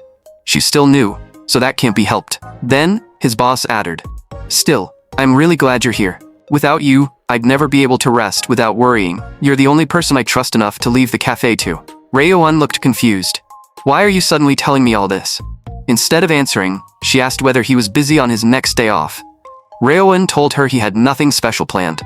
She immediately said, "Then let's go eat Korean barbecue together. Consider it a small thank you. You've been through a lot these past few days." Reo-won asked, "Is that why you suddenly want to buy me barbecue? In that case, just give me a cash bonus instead. The more, the better." His boss grabbed his arm. "I already paid you overtime, you money-obsessed brat. Just keep me company for once. I really want barbecue." Ryo-won replied helplessly, "If you want it that badly, why not grill some at home?" To his surprise, she clung to his arm and began whining. "No, I want to eat at a restaurant. Eating barbecue alone is way too depressing. If you eat and wash dishes alone every day, you'll eventually become miserable. Besides, luxury like this is meant to be enjoyed together, so you're coming with me. It's settled." Before Ryo-won could respond, she had already made the decision for him. After thinking about it, Ryo-won realized he did not have anything especially important to do. So he asked, "Have you already picked a restaurant?" But the moment he asked, his boss turned and walked away, telling him to watch the counter. Just then, Son Hyun-jae arrived at the cafe. He was listening repeatedly to the song he had created with Hae-in. In his opinion, the studio engineer's mix had an extremely polished overall sound, while the version personally mixed by Miss Hae-in was equally impressive. Her mix was slightly rougher, but it had far more personality. Endless Afternoon's signature vintage mood and distinctive sense of space could be felt throughout the entire track. He loved both versions so much that he could not decide between them. He wanted to return to the studio and listen again through professional monitor speakers. Just as Son Hyun-jae removed his Bluetooth earbuds, he heard the rapid clicking of a camera behind him. He glanced behind him out of the corner of his eye. Being secretly photographed was always a little awkward. It was not the first time this had happened, but it was the first time someone had done it inside a cafe. Instead of taking pictures from a distance, the person could have simply walked over and asked for a photo together. Still, Hyun-jae did not want to cause a scene, so he decided to leave quietly. But just then, the cafe owner rushed over to the person. "Excuse me, you are not allowed to secretly photograph other customers." Startled, the person quickly defended himself. "I wasn't photographing some ordinary customer. He's a celebrity. He's on television." The owner replied firmly, "Whether someone is an ordinary person or a celebrity, once they enter my cafe, they are my customer. So please stop doing that." The person snapped back, "What about me? I'm a customer too. Is this how your staff treats customers?" The owner coldly asked, "Are you really a customer? You haven't ordered a single thing since you walked in." "Normally, I don't bother people who sit here without buying a drink. But I can't stand by while you make another customer uncomfortable. So if you don't plan on ordering anything, could you please leave?" The person angrily threatened, "I'll give this place terrible ratings on every delivery app. I'll post about you all over social media and destroy this cafe. Do you understand?" But the owner simply replied, "Thanks for the free publicity. Have a safe trip home." Just then, Hyun-jae walked over. "I'm sorry. The cafe became noisy because of me. The owner smiled. It's fine. Cafes deal with difficult customers all the time. It's just part of running a business. So don't worry about it. And please come again. By the way, do you really like cappuccinos? Hyunjae looked at her in surprise. Then he replied sincerely, I've been to plenty of cafes, but this place makes the best cappuccino. After Hyunjae left, the owner reminded Ryo-eun about their barbecue plans and told him to meet her outside the cafe at exactly 7. So when the time came, Ryo-eun headed to the cafe. As he walked, he checked his phone and suddenly remembered that summer internship applications would be opening soon. Yet he still had not decided which companies to apply to. But then he reconsidered. There was no point worrying about work while he was supposed to be relaxing. Especially when there was still plenty of time. He only needed to follow the plan he had already prepared instead of putting too much pressure on himself. As long as he stayed on track, things would eventually work out. A moment like this was perfect for listening to Endless Afternoon. Her latest song matched his taste completely and felt incredibly comforting. Just then, Ryo-eun noticed an unfamiliar recommendation on his screen. What's this? I don't think I've seen it before. It was Endless Afternoon's album cover, and her song had even been featured on an indie music recommendation playlist. At that moment, his boss called out from behind him. Why are you here so early? Ryo-eun turned around in confusion and found Won Shin-young standing beside her. Was she coming with them too? His boss explained. She worked hard that day too, so I decided to bring this girl along for barbecue. Shin-young shyly greeted Ryo-eun, and he awkwardly greeted her back. Then, the two women excitedly shouted, Let's go have a beef barbecue feast. Our goal tonight is to eat an entire cow. We rarely get to treat ourselves like this, so no one is going home until we're completely full. Just then, someone suddenly grabbed Ryo-eun's arm. He turned and saw Shin-young holding tightly onto him with both hands. She shyly said, It's been a really long time since I had Korean barbecue too. But her sudden closeness left Ryo-eun completely embarrassed. For some reason, a strange chill even ran down his back. He had only come out to eat barbecue, so why was Shin-young suddenly clinging to his arm like this? Meanwhile, back at the music studio, Hae-in was still carefully revising her song. She hummed the melody over and over, repeatedly adjusting every small detail. But nothing seemed to work. Was there something wrong with the rhythm? Or was she simply too hungry to concentrate? At the same time, the barbecue restaurant was surprisingly packed. The cafe owner was happily enjoying the grilled meat, while constantly urging Ryo-eun and Shin-young to eat more. Just then, she called the server over and ordered another bottle of soju. Ryo-eun could not understand her. Hadn't she ended up in the hospital last time because she drank too much? Why was she drinking again already? But his boss simply laughed. It's fine. Haven't you heard the saying? Sometimes you have to fight poison with poison. Ryo-eun could only warn her not to overdo it. If she collapsed again, there might not be anyone around to take care of her. Sitting beside them, Shin-young tilted her head. You two seem really close. Did you know each other before working together? His boss replied, We've just worked together for a long time. We also go out to eat alone sometimes, like today. He lives by himself, and I'm single, so we often hang out together on our days off. Shin-young nodded in realization. I see. So are you two dating? Ryo-eun was so startled that he spat out the food in his mouth. He immediately turned toward her. What are you talking about? We're only having dinner together. But his boss suddenly added, Technically, I'm the one pursuing Lee Ryo-eun. Then she teased him. He acts so hard to get, like he's some priceless treasure. Ryo-eun quickly told her to stop making up ridiculous stories. Their conflicting reactions left Shin-young completely confused, and she had no idea which one to believe. After a moment, she asked, Ryo-eun, do you live alone? From what you said, I'm guessing you're not dating anyone right now. Ryo-eun confidently confirmed that he did not have a girlfriend, but admitted that there was someone he liked. Shin-young immediately leaned closer. Really? Who is she? Do I know her? Is it the morning shift girl? But Ryo-eun replied, I say I like her, but I don't even know her phone number. If you asked me what kind of relationship we have, I'd say she's someone I want to keep talking to. Meanwhile, back at the music studio, Hae-in continued revising her song. Something still felt wrong. Was the track too plain? Or did she need to restructure the chorus? Just then, the door suddenly opened. It was her uncle, who had come to ask what she wanted for dinner. Hearing her repeatedly humming, he asked, Are you practicing for a performance? Hae-in replied, I'm trying to figure out how to make this song flow more naturally. Her uncle looked surprised. So even you sometimes struggle with songwriting? I thought inspiration always came naturally to you. Hae-in said, I really want to make this song special, so I need to spend more time on it. Seeing the anxiety on her face, her uncle suggested, then why don't we go out for dinner and clear your head?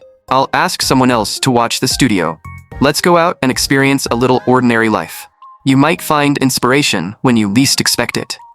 After finishing the barbecue, the three of them chatted as they walked home. The cafe owner was still enthusiastically sharing stories from her past, when she suddenly suggested going to a whiskey bar for another round.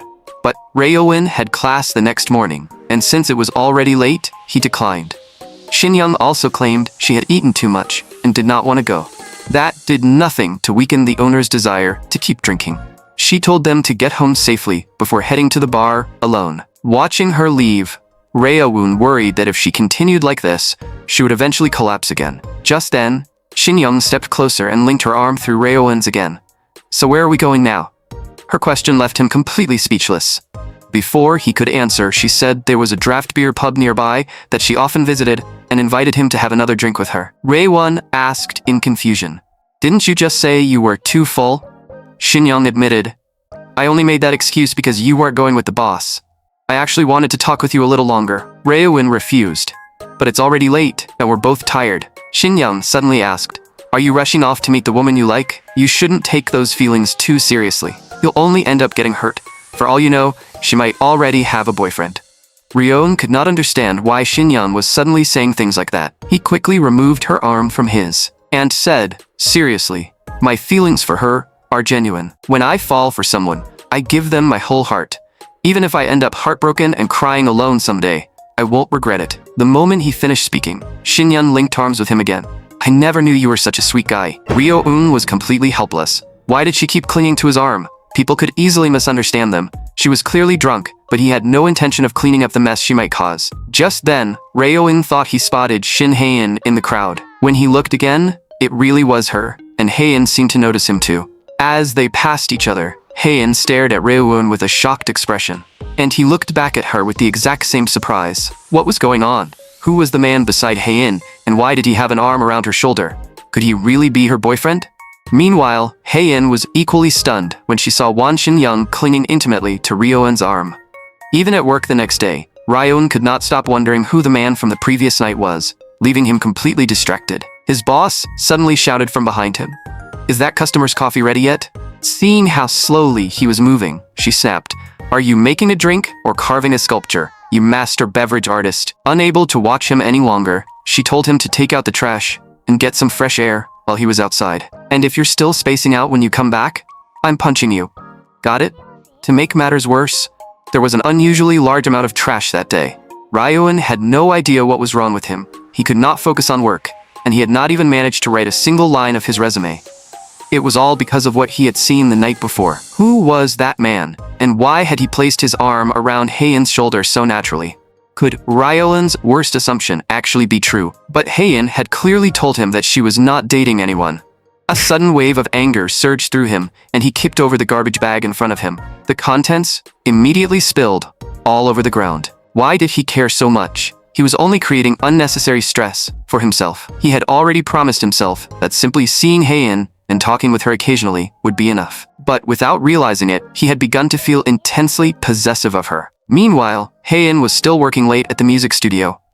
Hyunjae approached and asked what she thought of the revised mix. After using her version as a reference, he had spent the entire night reworking the track. He had created another version that emphasized the second half more strongly, and he pulled out his phone to play it for her.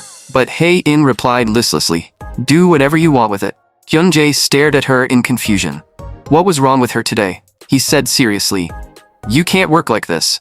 No matter what kind of mood you're in, you still need to take the job seriously. If music were only a hobby to you, then being careless wouldn't matter. But many people have poured their effort into this song. If we treat it casually, all their hard work becomes meaningless. So we have to give it everything we have. Even if the song fails, I'll bear all the pressure as the producer." Hearing that, Haein realized she should not have allowed her personal emotions to affect her work. Hyunjae softened his tone.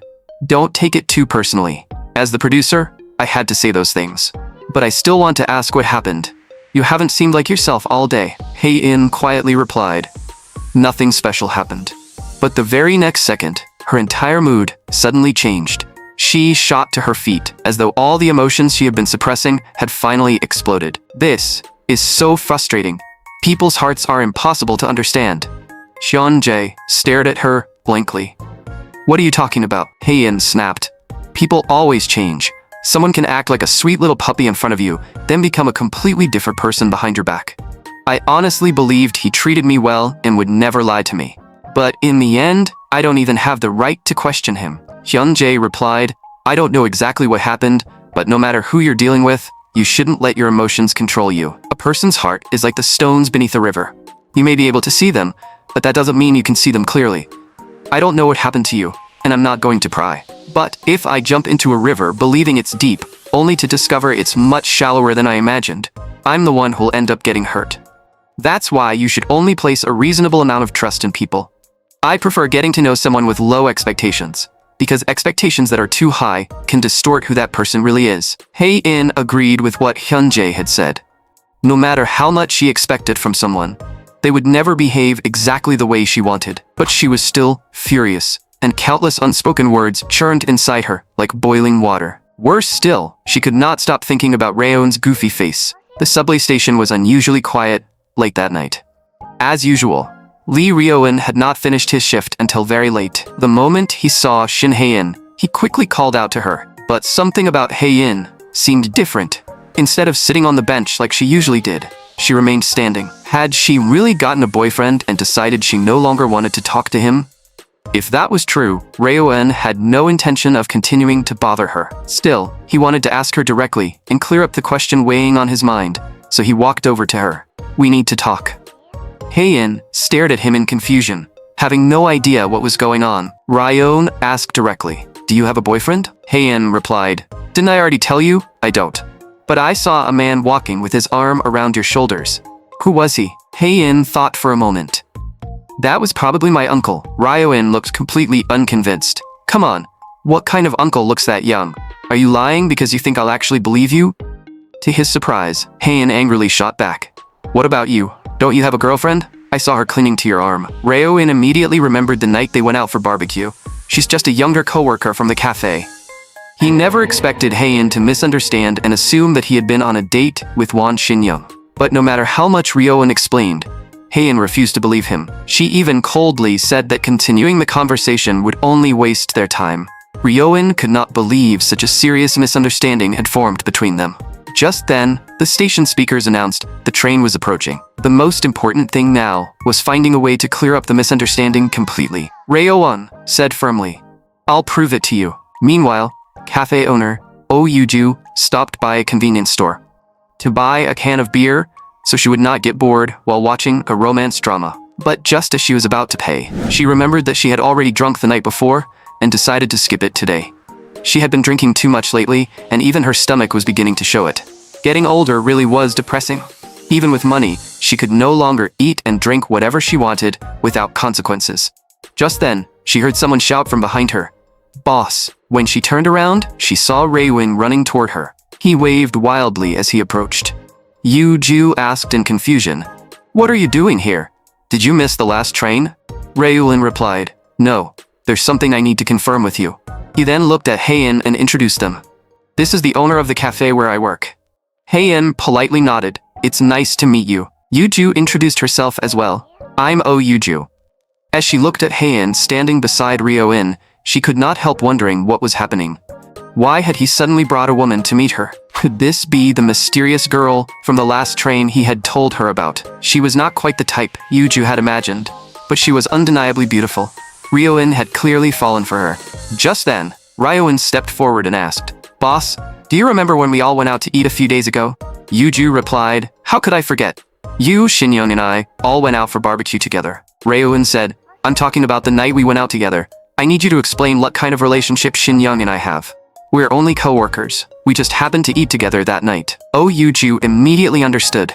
Ryeon was worried that Hae-in had misunderstood their relationship, so she explained. They really are only co-workers. They see each other at the cafe every day, but the only time they actually talk is during the 10 or 15 minutes when their shifts overlap. Hae-in began wondering whether she had truly misunderstood Ryeon. It seemed the two of them were nothing more than ordinary co-workers, but she still said, I saw her linking arms with him, so of course, I couldn't believe that right away. Yuju finally understood the source of the misunderstanding. So that's what bothered you. You probably don't know Wan Xingyang very well. She's extremely friendly and naturally clingy. Whenever we work together, she's always hanging on to me too, Rayoin quickly added. She kept following me around that night and wouldn't stop linking arms with me. I pushed her away several times. After saying that, he immediately looked at Heian. You believe me now, right? Heian replied, since your boss personally confirmed it, I'll believe you this time. Rayo-un finally breathed a sigh of relief. Just then, Yuju offered to drive both of them home. The buses and subway had already stopped running, so she could give them a ride on her way back. Rayo-un was about to celebrate, but Heian immediately declined. That won't be necessary. She then turned toward him. There's somewhere else I need to take you. Your misunderstanding has been cleared up. Now it's my turn to prove myself. Rayo-un never expected things to develop this way. As Yuju prepared to leave, Heian suddenly bowed to her. I'm sorry for bothering you so late at night. She then grabbed his hoodie string and pulled him away with her. Even at this late hour, the rehearsal room inside the music studio still had its lights on. Heian's uncle, Shin Hyun-sum, was inside playing video games. Unfortunately, he was terrible at them and kept losing one match after another. Just then, the doorbell rang. He wondered who could possibly be visiting this late. When he opened the door, he found Heian standing outside. He asked in confusion, "Why are you here so late?" Heian immediately asked, "Uncle, I need to ask you something. I really am your niece, right?" Hyun-sum froze. Are you stupid? Why would you suddenly ask such a ridiculous question? Heian pointed toward Rayo-in behind her. This guy actually thought you were my boyfriend. Hyun-sum finally understood. So that's what this is about. Did I do something that could have caused a misunderstanding? Or is it because I look too young? Heian replied irritably. It happened when you had your arm around my shoulders that night. He saw us and assumed you were my boyfriend. Only then did Hyun-sum notice Rayo-in standing behind her. How did you even get such a ridiculous idea? Rayo-in could only scratch his head awkwardly. Once the misunderstanding was finally cleared up, Heian urged her uncle to go home and rest. But Hyun-sum asked, the buses and subway have stopped running. How are you two getting home? Heian replied, we'll figure it out ourselves. We can take a taxi or walk. Taxis are expensive at this hour, and it's far too long to walk. Are you seriously planning to go on foot? I'll drive you both home. Heian looked confused. But you don't own a car. Hyun-sum replied, I can borrow one. I can't just watch the two of you walk all the way home. I'll go get the car and call you when I'm ready. Come downstairs then. You two wait here for a little while, Heian said awkwardly. My uncle has always been the type of person who takes immediate action. But Ryo-in felt deeply ashamed. Thinking about it now, he never should have obsessed over the misunderstanding or waited this long to speak up. He had made Heian run around with him so late at night and caused her a lot of unnecessary trouble. Ryo-in cautiously asked, So, are we good again? Heian replied, Now that the misunderstanding is cleared up, of course we're still best friends. She suddenly held out her hand toward him. Ryo-in stared at it in confusion. What am I supposed to do? Heian asked, Didn't we just make up? Ryo-in laughed awkwardly. Oh, you want to shake hands? As he took her hand, he said sincerely, I'm sorry. I misunderstood you. I should have been the one to clear everything up first. Heian apologized as well, admitting that she should not have doubted him so easily. Just then, Heian seemed to notice something. She looked down at Ryo-in's hand and commented on how large his palm was. When they placed their hands together, hers looked much smaller by comparison. Ryo-in said in surprise, It's amazing that you can play guitar with hands this small. Can you really reach all the strings when changing chords? Heian covered her mouth and laughed. That's probably because you don't understand guitars. Their shapes and sizes are all different. And guitar isn't the only instrument I can play. I can play piano too. I'll show you next time if you don't believe me. Then she said, Let's go inside. It's getting cold out here. The two returned to the room and continued talking while they waited for her uncle. Ryo-in asked curiously, Does your uncle work at the music studio too? Is this basically a family business? Heian replied, Go rest on the couch. I'll see if there's anything to drink. As Ryo-in sat down, he looked around the room. Several band posters covered the walls, probably from the group Heian had mentioned her uncle playing in when he was younger. Then Ryo noticed a game console on the cabinet. It was a model he had always wanted, perhaps because every guy secretly dreams of owning one. Heian often talked about her uncle, so she had probably spent a lot of time there growing up. Ryo-in could not help wondering what her childhood had been like. Looking at her now, he imagined she must have been beautiful, even as a child, and had probably always been popular. Meanwhile, Hae-in searched the kitchen for something to drink and found the refrigerator packed with takeout food. In the end, she brought Ryo-in a can of apple juice. He accepted it politely and said, "I'm really sorry for making you come all the way here this late." But Hae-in did not answer right away and simply kept staring at him. To ease the awkwardness, Ryo-in quickly changed the subject. "You and your uncle seem really close. You feel less like an uncle and niece, and more like friends." It turned out that Hae-in's uncle had taken care of her for most of her childhood. She had an older brother, but there was a large age gap between them, and her parents were always busy working. Since they rarely had time for her, her uncle often stayed by her side and taught her how to play guitar. Hae-in laughed. "My uncle was incredibly handsome when he was younger. Now he's completely turned into an old man." With the misunderstanding finally behind them, the two returned to talking comfortably about everything. Just then, Hae-in said there was something she wanted to tell Ryo-un. He became curious. Did she have another secret she had never shared before? Hae-in told him that she had once been betrayed by her friends when she was younger. When she first entered high school, she became close with several classmates almost immediately. But as she spoke, Ryo-un noticed that something was wrong. Her hands had begun to tremble. He quickly reassured her, "You don't have to explain everything in detail. Only tell me what we're comfortable saying. Whenever you want to share the rest, I'll always listen." When Hae-in first started high school, she met several classmates who seemed interested in music. She taught them how to play guitar and constantly encouraged them to learn more about music. Every day, those girls gathered around her to listen to her sing and play. For a while, Hae-in believed they genuinely liked her and her music. On the surface, they pretended to help her, acted extremely close, and smiled while showering her with compliments. But behind her back, they insulted her, blamed her, and laughed at her. The truth was that they had always looked down on Hae-in. They mocked her for pursuing music, called her pretentious and talentless, and said she was ruining her own life. Because of that betrayal, Hae-in sometimes fell into anxious thoughts, constantly wondering what the people who approached her were truly thinking. Were they secretly laughing at her too? Ryo-un never imagined that someone as bright and cheerful as Hae-in had endured something so painful. Afterward, Hae-in's uncle borrowed a car and drove her and Ryo-un home. Noticing how quiet they were, he asked, "Why aren't either of you talking? Did you two have another fight?" Hae-in quickly changed the subject. "Uncle, who did you borrow this car from?" It turned out it belonged to the older bassist from his band. Looking around the spacious vehicle, Ryo-un remarked that it seemed large enough to carry plenty of luggage. Her uncle suddenly asked Ryo-un for his name, then wondered whether he had any travel plans coming up. It turned out he was going to work at a rock festival, and his invitation allowed him to bring 3 additional guests.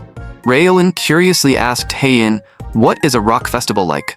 She explained that musicians from all over the country gathered for 3 days and 2 nights of live performances. People could drink, have fun, and even camp nearby. Her uncle would be attending as a staff member. If Ryo-un wanted to join them, he could come along, as long as he told her uncle in advance.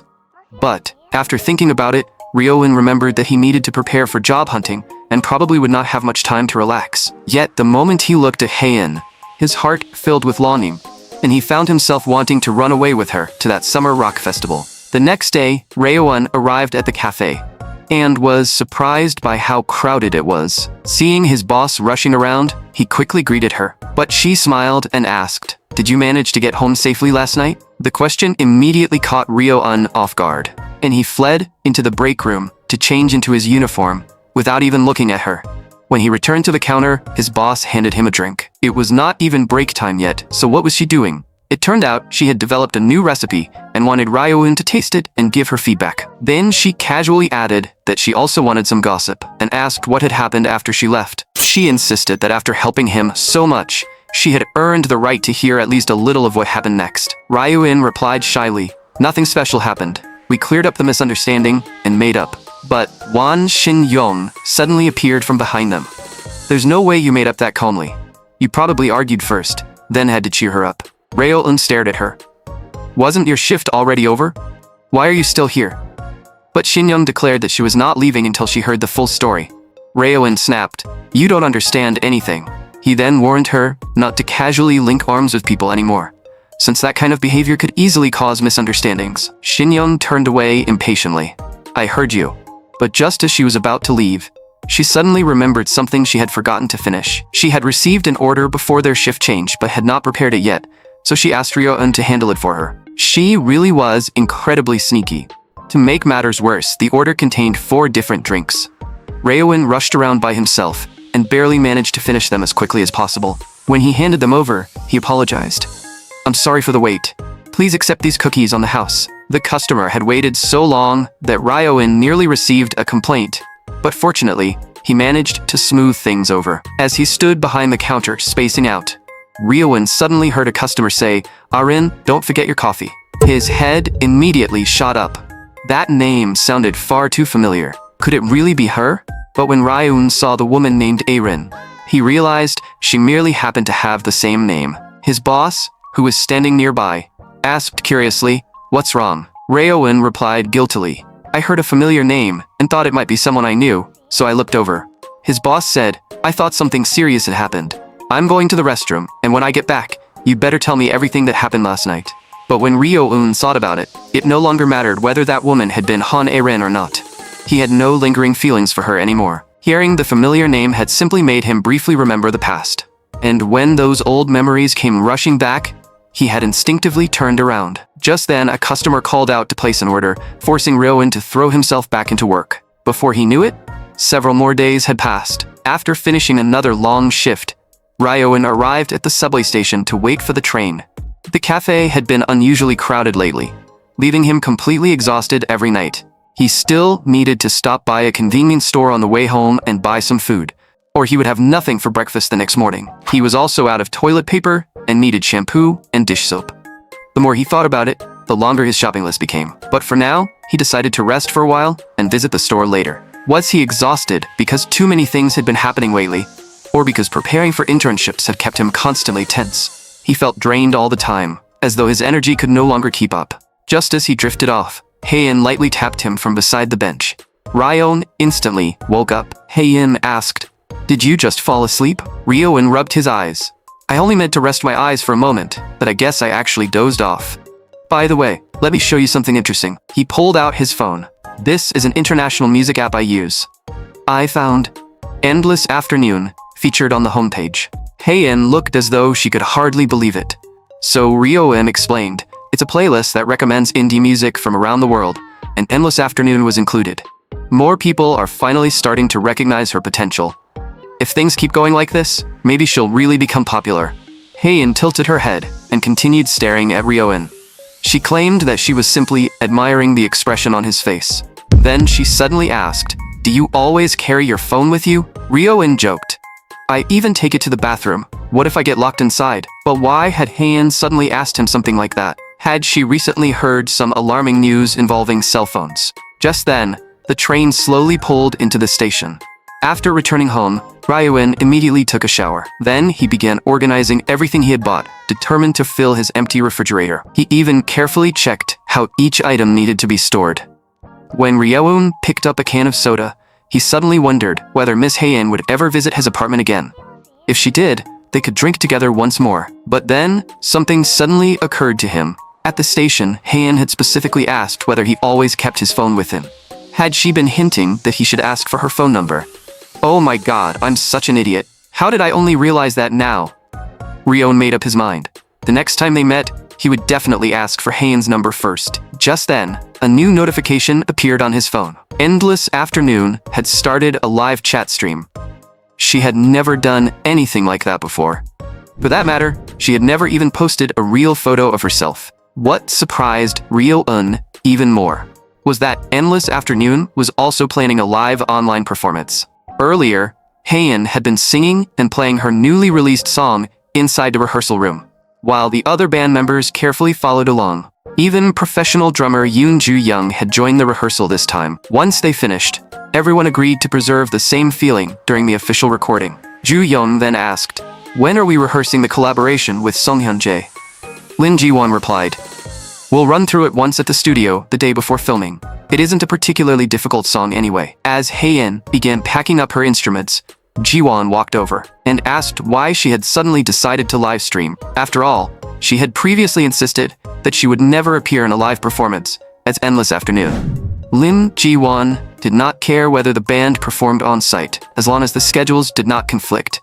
But he still wanted to know why Hae-in had suddenly changed her mind. Hae-in thought for a moment, and remembered what had happened while they were composing the collaboration track. Song Hyun-jae had explained many of the inspirations behind the song, and his words had helped her understand several things almost instantly. After all the revisions, the track sounded completely different from the version she had first heard. Hyun-jae had also explained that the mixing and mastering would be handled at a completely different studio. His own studio was designed around the genres he usually worked with, so it had certain limitations. So he handed the post-production over to a studio that specialized in rock music. Using Endless Afternoon's sound as a reference, they completed the entire process in only one day. The song was expected to go on sale sometime between late June and early July, as soon as the album cover was finished. One of the label's digital artists would also create a beautiful cover for the release. It was around that time that Hyun-jae asked Hae-in whether she wanted to try performing with him in a live stream. If they went ahead with it, they would use the pre-recorded and edited format he had mentioned before. He then pulled a tablet from his bag. The moment he showed her a stage photo, Hae-in was immediately captivated. It featured an Icelandic band called the Rose of Victory.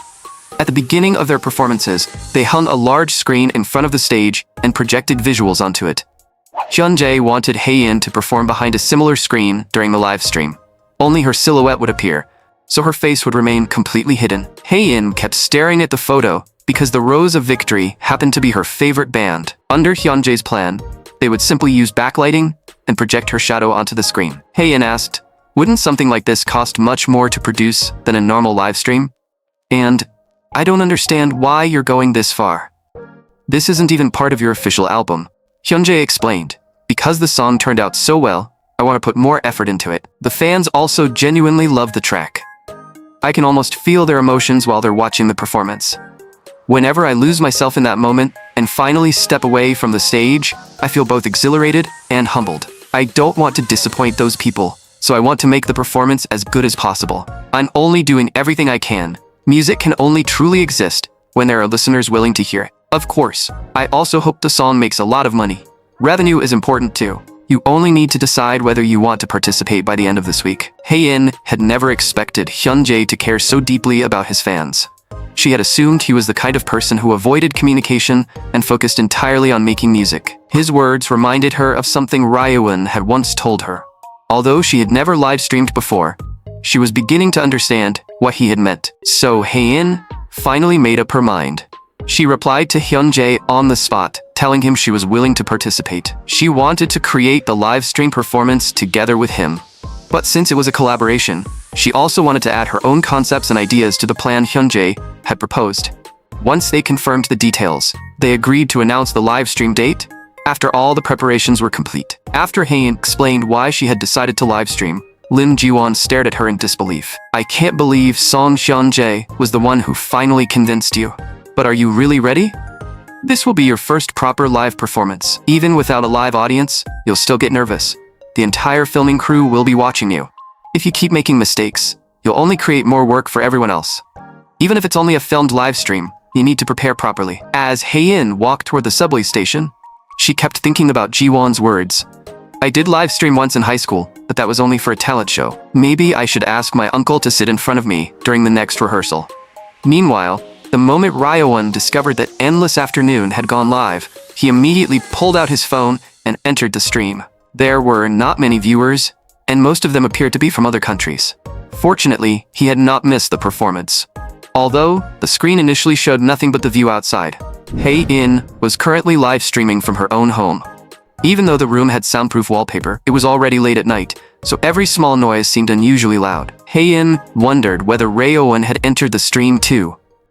But since she did not know his username, there was no way to confirm it. Still, she felt certain that he was watching. After all, this was Endless Afternoon's first true live performance. Before long, her beautiful voice began echoing through the quiet room, breathing alone between the stars, unable to reach your path, while the seasons move only through inertia. Hae-in sang the song again and again, pouring all her emotions into every line. Meanwhile, Ryo-eun was completely absorbed in the live stream. Even after the broadcast ended, he still wanted more and could not believe how quickly it had finished. "I should have recorded the screen. The replay hasn't even been uploaded yet. The only thing he could not understand was why Endless Afternoon had suddenly chosen to live stream now. Was she hinting at something? Or had she simply been bored?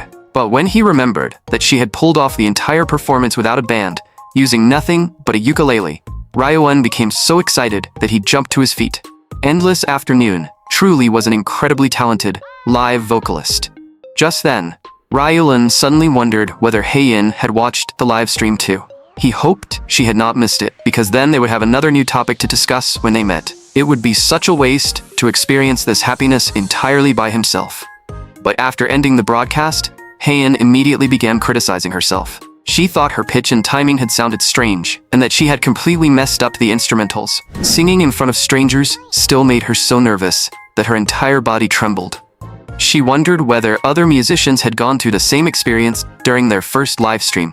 All she could do was hope that the imperfect performance had still left the viewers with a beautiful memory. After finishing work the next evening, Ryo-eun happily hummed a song as he headed toward the subway station. He was looking forward to seeing Miss Hae-in because if they met, they could finally talk about the live stream. And, no matter what happened, he was determined to get her number that night. That way, even when they were both at home, they could still talk about Endless Afternoon and other music they loved. But as Ryo-eun walked forward, Hae-in suddenly tapped him from behind. He froze in shock. It turned out Hae-in had been quietly following him ever since he entered the station. Hae-in looked at Ryo-eun and asked, "Didn't you sleep well last night? You look exhausted." But Ryo-eun asked, "Miss Hae-in, didn't you watch Endless Afternoon's live stream?" Hae-in pretended to look confused. "Endless Afternoon went live? I went to bed early last night, so I must have missed it. That's such a shame. What did you think of the performance?" Ryo-eun lowered his head and thought about it carefully. Then he said, "Honestly, a few things felt a little strange. The phone microphone probably wasn't very good, and her voice sounded slightly too quiet." Hae-in never expected Ryo-eun to criticize the performance like that. But the next second he added, "Still, the live stream was genuinely amazing. It felt incredibly warm and intimate. And because she was singing late at night, she sounded so careful and restrained. It didn't feel like she was showing off her technique. It felt like she was singing only for me. Now I understand why people don't want to experience everything through music apps. Watching the stream felt like traveling all the way to see her perform live. I really hope she holds another live stream someday." Hearing that, Hae-in blushed and lowered her head. Ryo-eun then began searching through his bag for his phone. "Miss Hae-in, let's exchange numbers. Then I can tell you whenever Endless Afternoon goes live again, and we can talk about other music too." Hae-in hesitated for a moment. Then she said, "I can give you my number, but there's something I need to tell you first. Phone calls and messages make me a little anxious." Ryo-eun stared at her in disbelief. Is that what people call phone anxiety? It turned out that Hae-in felt uneasy because she could not see the other person's expression. She normally used her phone only for work or to speak with her parents, and text-only conversations made her even more uncomfortable than phone calls. Ryo-eun cautiously asked, "What about something simple, like sending a goodnight message? You finish work so late every day that I worry about whether you got home safely. After all, we almost always meet late at night after work."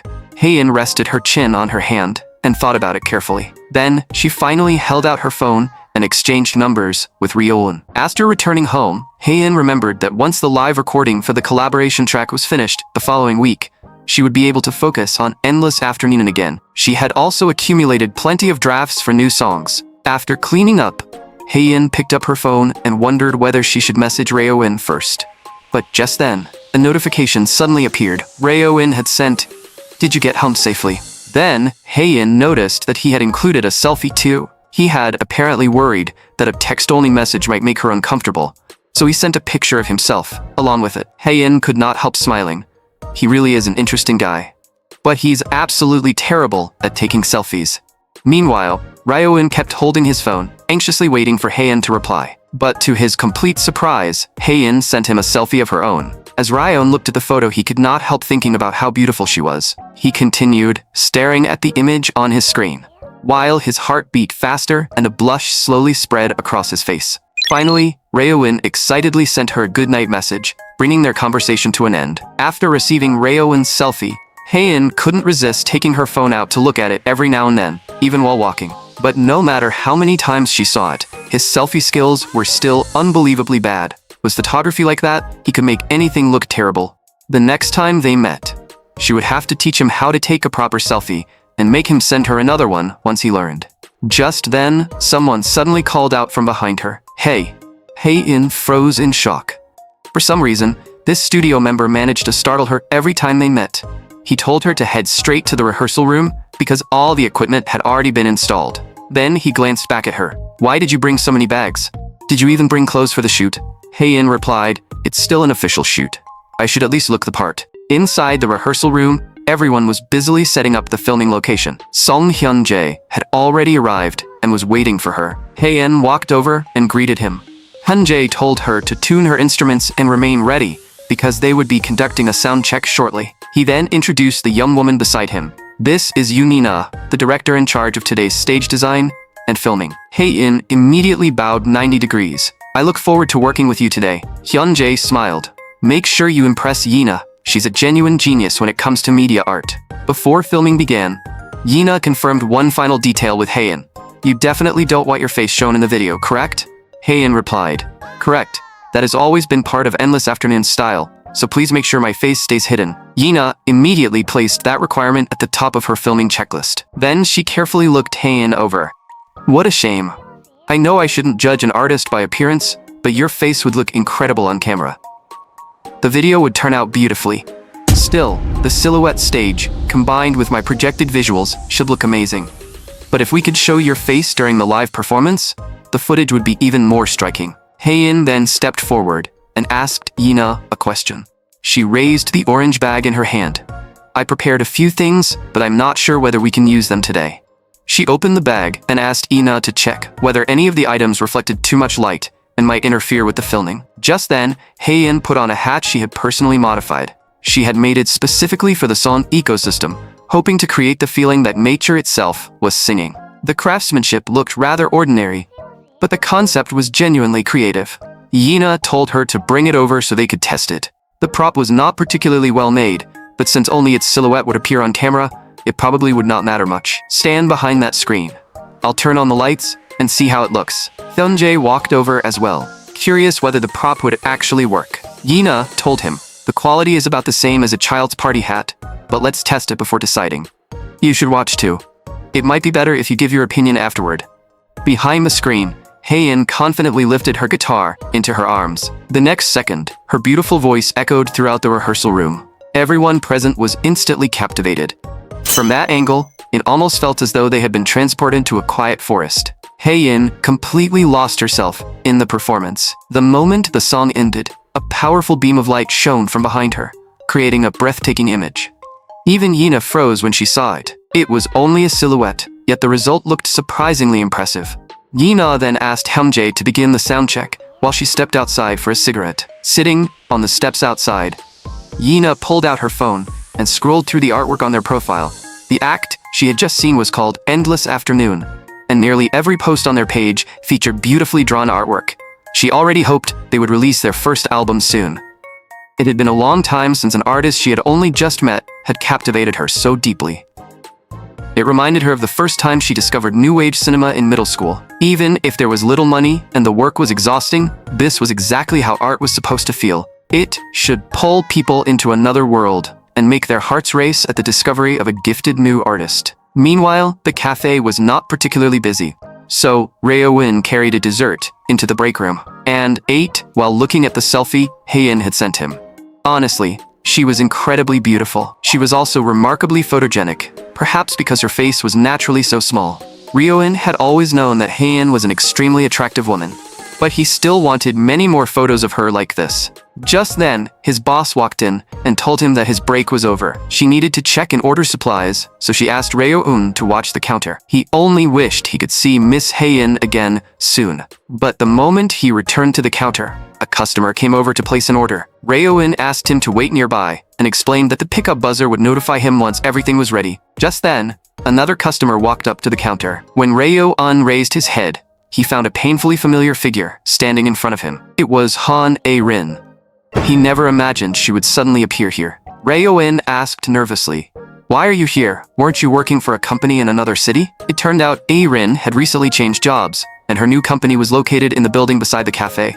She asked curiously, "When did you start working here? Are you already a junior in college?" But Ryo-eun had no desire to answer any of her questions. He simply urged her to place her order, reminding her that he could not chat while he was working. A-rin complained. "We haven't seen each other in so long. Why are you being so cold to me?" She then claimed she had only come to see his face and asked him to recommend the best drink in the cafe. Ryo-eun said most customers ordered the cranberry smoothie or the surprise yogurt smoothie. But A-rin immediately replied, "Aren't those the most expensive drinks here?" Growing impatient, Ryo-eun told her to choose anything she wanted because he still had other customers' orders to prepare. A-rin said, "Then I'll have hot chocolate. You still remember that, don't you?" "My taste hasn't changed since we were children." Ryo-eun turned away and answered coldly, "We went to school together years ago. I've already forgotten all of that." But A-rin smiled. "You still remembered where I started working. I know I hurt you back then, but treating me this heartlessly is still pretty upsetting." Ryo-eun replied, "We were both young at the time, and it happened many years ago." A-rin continued, "Then at least greet me the way you did when we used to hang out. Otherwise, I might actually cry." Perhaps because he no longer had any feelings for her. Ryo-eun barely heard a word she said, and focused entirely on making the drink. A short while later, he called out, "Order 24. Your hot chocolate is ready. Thank you for coming. Enjoy your drink." A-rin accepted the drink and smiled. "What's with that expression? Are you still angry with me?" Ryo-eun snapped. "I already told you I can't chat while I'm working. You see my face, so leave. My boss is right behind me, and the cafe is full of customers. And stop coming here just to bother me." But before leaving, A-rin unexpectedly looked back and said she would return to drink another hot chocolate made by him. Ryo-eun only hoped she would never come back again. Yet after A-rin left, he could not calm himself down for a long time. He had honestly believed that he would never see her again, ever since what happened between them. Ever since A-rin abandoned him, Ryo-eun had never been able to let go of the pain completely. The memories he wanted to avoid were always the ones that returned most often. He almost wished 200 delivery orders would suddenly arrive and keep him so busy that he would have no time to think about any of it. Unfortunately, fate seemed determined to play a trick on him. From that day onward, orders began flooding into the cafe like crazy, leaving everyone so busy that they barely had time to stop. It was probably because festival season had begun, bringing in an unusually large number of group orders. Ryo-eun was completely exhausted that night. He planned to wash up quickly after getting home and wake up early to finish his assignments the next morning. Just then, Hae-in suddenly raised her phone and took a picture of Ryo-eun. He looked at her curiously and asked, "What are you doing? Why did you suddenly take a picture of me?" Hae-in smiled. "You just had a really great vibe, so I snapped a quick picture." She then held the phone in front of him and showed him the picture she had taken. Right after that, Hae-in asked Ryo-eun to hand over his own phone. He looked confused. "Why do you need my phone?" Hae-in replied, "Don't worry. No matter what kind of pictures you have in your gallery, I'll pretend I never saw them." Ryo-eun immediately protested, "I don't keep anything weird in my photo gallery." Then he handed her the phone. To his surprise, she only wanted to change his camera settings. Once she finished, she raised the phone and told him to look in her direction. She enabled the gesture shutter and switched to the rear camera. That was how the two of them took their very first photo together. Ryo-eun stared at it in amazement. "This picture turned out really well," Hae-in said. "From now on, take your pictures like this before sending them to me. You'll look much better on camera. And don't send me another strange photo like the one from last time. If your face is too close to the lens, the distortion makes it look puffy, like a loaf of bread." The front camera also has worse image quality than the rear one. Ryo-eun finally understood. He never realized there was so much technique involved in taking a selfie. Just then, he asked, "Do you save all the pictures I send you?" Hae-in replied as though it were obvious. "Of course, they're memories. Don't tell me you haven't been saving the pictures I sent you." Ryo-eun wanted to tell her that he had not only saved every single one, but also wanted to print them all out and cover an entire wall with them. After returning home, Ryo-eun immediately took another selfie and sent it to Hae-in, asking whether he had done a better job this time. To his surprise, she praised the photo, and then sent him another selfie of her own. Ryo-eun stared at it, and wondered why she had made herself look like a round little steamed bun. But the longer he looked, the cuter he found it, so he immediately saved the picture. At first, they had only started exchanging photos to make Hae-in feel more comfortable. But collecting them one by one was unexpectedly enjoyable. If they looked through them again someday, the pictures would probably become precious memories. But while Ryo-eun was browsing through his gallery, he suddenly found an old photo. It was a picture of him with Han A-rin. Ryo-eun immediately sat upright. He clearly remembered deleting even the backup, so why was the photo still on his phone? After checking carefully, he realized that several old pictures had remained hidden inside another folder. Although seeing A-rin again that day had genuinely shocked him, he no longer had any feelings for her. Now, simply looking at her face filled him with disgust. The happy moments they had once shared began resurfacing in his mind. But if he truly wanted to forget the past, along with the suffocating smell of cigarettes and the sweet scent of hot chocolate, he needed to delete every one of those photos for good.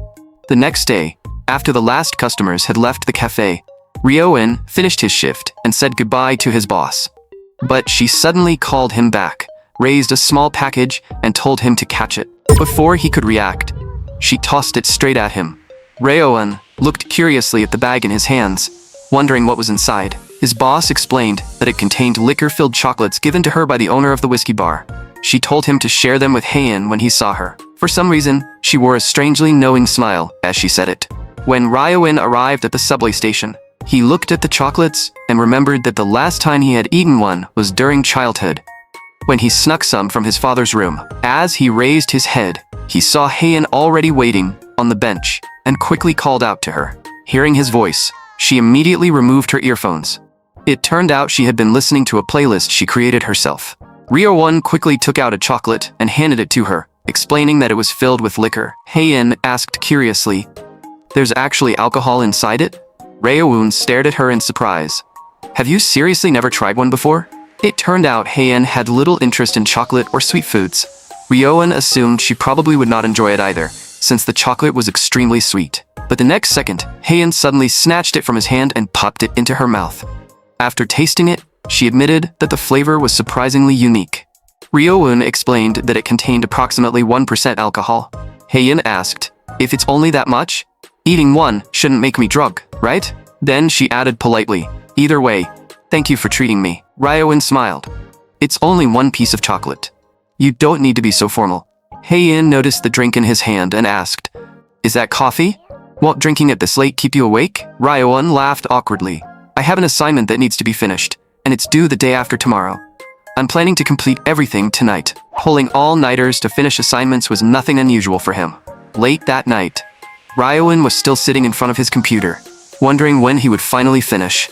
The screen was packed with dense lines of text, and he was so exhausted that he could barely keep his eyes open.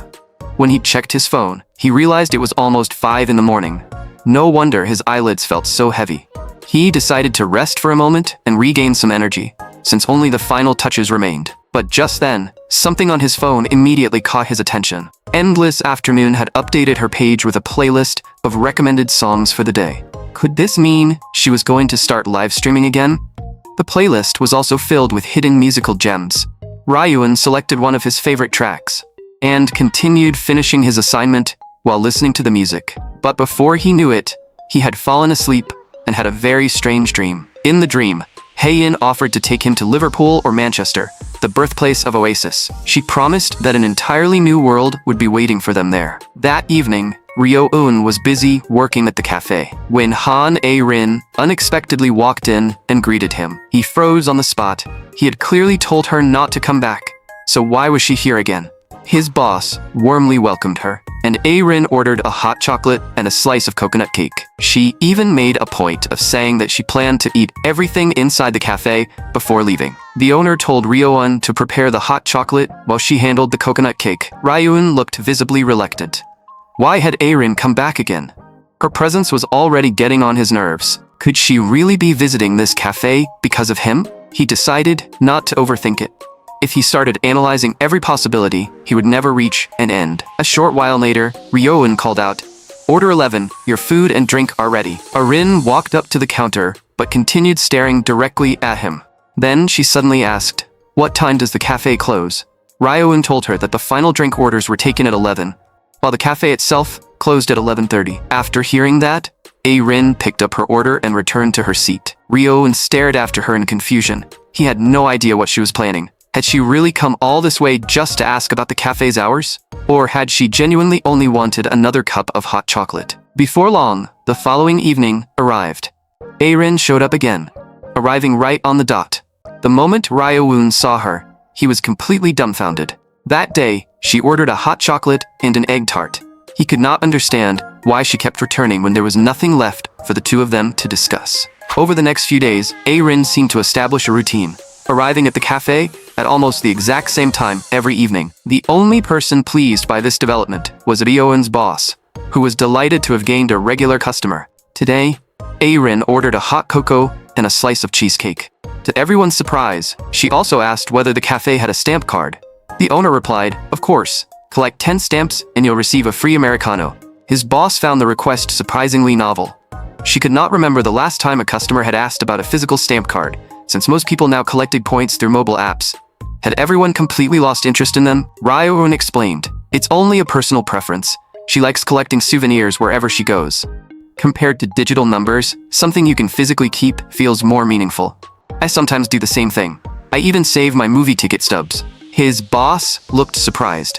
"You know her?" Ryo-eun replied, "She was a senior at the same university, but she graduated while I was taking time off from school." His boss nodded in realization. "I see. You two must have been pretty close." Ryo-eun quickly explained, "We were never that close. And there isn't anything special for us to talk about." But in his boss's eyes, Ryo-eun was an absolutely terrible liar. He claimed they barely knew each other, yet he still remembered exactly what A-Rin used to like. Still, she decided it would be better not to dig any deeper into their past. Everyone had their own circumstances, and whatever had happened between them was already part of their history. Besides, situations like this were often far more entertaining to an outsider than any ordinary story. It felt like watching a youth romance drama unfold in real time. After the last customers left, Ryo-eun finished cleaning the cafe and picked up his bag to go home, saying goodbye to his boss on the way out. She replied, "Good work today. Be careful on your way home." At that hour, the streets were nearly empty, with only a few pedestrians in sight. Ryo-eun had already submitted his summer internship application. Now he only needed to prepare for his official job search while waiting for final exams. His life had been overwhelmingly busy lately. He barely attended that many classes, yet the amount of homework was ridiculous. What frustrated him even more was why Han A-Rin kept showing up at the cafe. He was already busy enough to lose his mind, and her presence only made him more unsettled. But as an employee, he could not simply throw a paying customer out. Before he realized it, Ryo-eun had arrived at the subway station.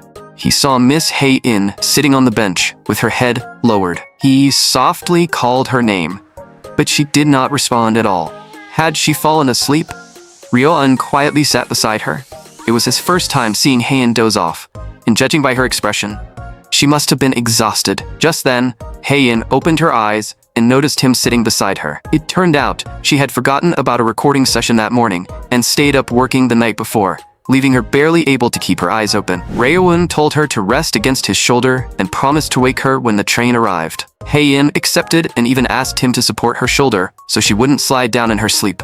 As she leaned closer, Ryo-eun caught a faint, fresh scent from her hair. No matter how busy his days became, he always treasured these brief moments he spent with Hae-in. After leaving the subway station, Ryo-eun stretched and prepared to hurry home, wash up, and rest. But he could not forget to send Miss Hae-in his photo for the day. He thought it might be fun to try something different and take one outside. So he raised his phone for a selfie. Just then, his phone suddenly began ringing. Who could possibly be calling this late? The screen also showed an unknown number. Ryo-eun answered the call in confusion, only for the person on the other end to say, "I knew you hadn't changed your number." Ryo-eun froze and asked curiously, "Who is this?" To his surprise, the caller was Han A-Rin. But why was she calling him so late at night? Han A-Rin told Ryo-eun that she had changed her number a long time ago. She also pointed out that they had not spoken in years. Ryo-eun asked impatiently, "So why did you suddenly call me?" A-Rin said she had been about to go to sleep, but suddenly felt like talking to him, so she called. Then she even asked whether he had missed her. Ryo-eun immediately replied, "If there's nothing important, I'm hanging up." The moment she heard that, A-Rin became flustered. "Whenever I visit the cafe, you're working. I know you can't chat, so I try not to bother you. But completely ignoring me like this is going too far." Ryo-eun asked, "If you know I can't talk while working, then why do you keep coming to the cafe? Do you need something from me?" A-Rin replied, "The cafe is simply close to my office, so I stop by often. Besides, I don't have anything else to do after work at night." Ryo-eun wondered whether she had really become that bored with her life. He continued, but do you realize how distracting it is to have someone I know sitting there while I'm working? It feels like I'm constantly being watched. But Rin suddenly asked, do you have someone you like now? You went completely silent, so I guess I was right. Your reactions have always been so honest, both then and now. It's actually hilarious. Anyway, don't worry. I'm not the same person I used to be, and I'm not expecting anything from you. Then she asked, do you remember that 24-hour cafe we used to visit? Sometimes we stayed there all night, crammed to finish assignments at the last minute, and waited together for the first train. Even when I said I didn't want to go home, you always stayed beside me. Did you really forget all of that? I remember everything. The jazz they played in that cafe was especially good. Those were some of the happiest days of my life. Do you remember sneaking out halfway through class so we could watch a newly released movie? Only Ryo-eun knew that he remembered every single memory Rin mentioned. But those memories no longer stirred anything special inside him. They were simply part of a past that had already disappeared. No matter what Rin said, nothing between them was going to change. She eventually promised that she would never call him in the middle of the night like this again. However, she still planned to visit the cafe because she genuinely liked its hot chocolate. Ryo-eun did not particularly care. After all, he was only a part-time employee, and if he passed the summer internship selection, he would soon be leaving the cafe anyway. Just as Ryo-eun was about to end the call, Rin suddenly told him to wait. She revealed that she had recently moved out of her family home, and that her new apartment was located extremely close to her office. After ending the call, Ryo-eun felt completely baffled. Rin had called him in the middle of the night just to bring up memories from years ago. Did she still think he was the same fool who used to follow her around? Honestly, he wanted to block her number immediately. But knowing Rin's personality, there was no telling what she might do if he blocked her and refused to answer. It would be safer to keep his distance from her. Just then, a new message appeared on his phone. It was from Haein, asking why he wasn't home yet. She had also sent a selfie while wearing a sheet mask decorated with little cats. Ryo-eun found it unbelievably cute. He had never seen a sheet mask like that before. Haein always seemed mature and composed in public, but in that picture, she looked just like an innocent child. Ryo-eun quickly prepared to take a photo and send one back. That way, whenever these memories returned in the future, he could take the pictures out and look at them again. Several more days passed. One evening, Haein sat alone on a bench at the subway station, reading a book. When Ryo-eun walked over, he realized she was reading a poetry collection, hoping to find inspiration for songwriting. Haein explained that she only read occasionally when she had free time because she was naturally a slow reader. Whenever she discovered a poem she liked, she would copy it down by hand. Ryo-eun asked whether he could take a look. He noticed that Haein had marked all her favorite lines, making it obvious how much she truly loved poetry. Haein then explained that she normally read ebooks, but whenever she found something she especially loved, she bought a physical copy because holding it in her hands felt more comforting. Ryo-eun joked, "Then you must have over 100 poetry books at home." But Haein laughed and said she only owned 4 or 5. Still, if she ever had enough money, she wanted to collect every album, instrument, and book she loved. Just imagining herself lying among all those beloved books and possessions made her feel incredibly happy. Ryo-eun smiled. "That's a very beautiful dream," Haein replied. "It's still better than missing out on the things you love." Ryo-eun continued staring at her with a slightly puzzled expression. Then he suddenly asked, "Would you like to have dinner together? When I get a day off, we can find a restaurant somewhere nearby." To his surprise, Haein immediately agreed. Ryo-eun said, "Then you can choose whatever you want to eat." The two made their plans just as the subway train arrived at the station. The next day at work, Ryan was completely filled with excitement whenever he thought about having dinner with Haein on his day off.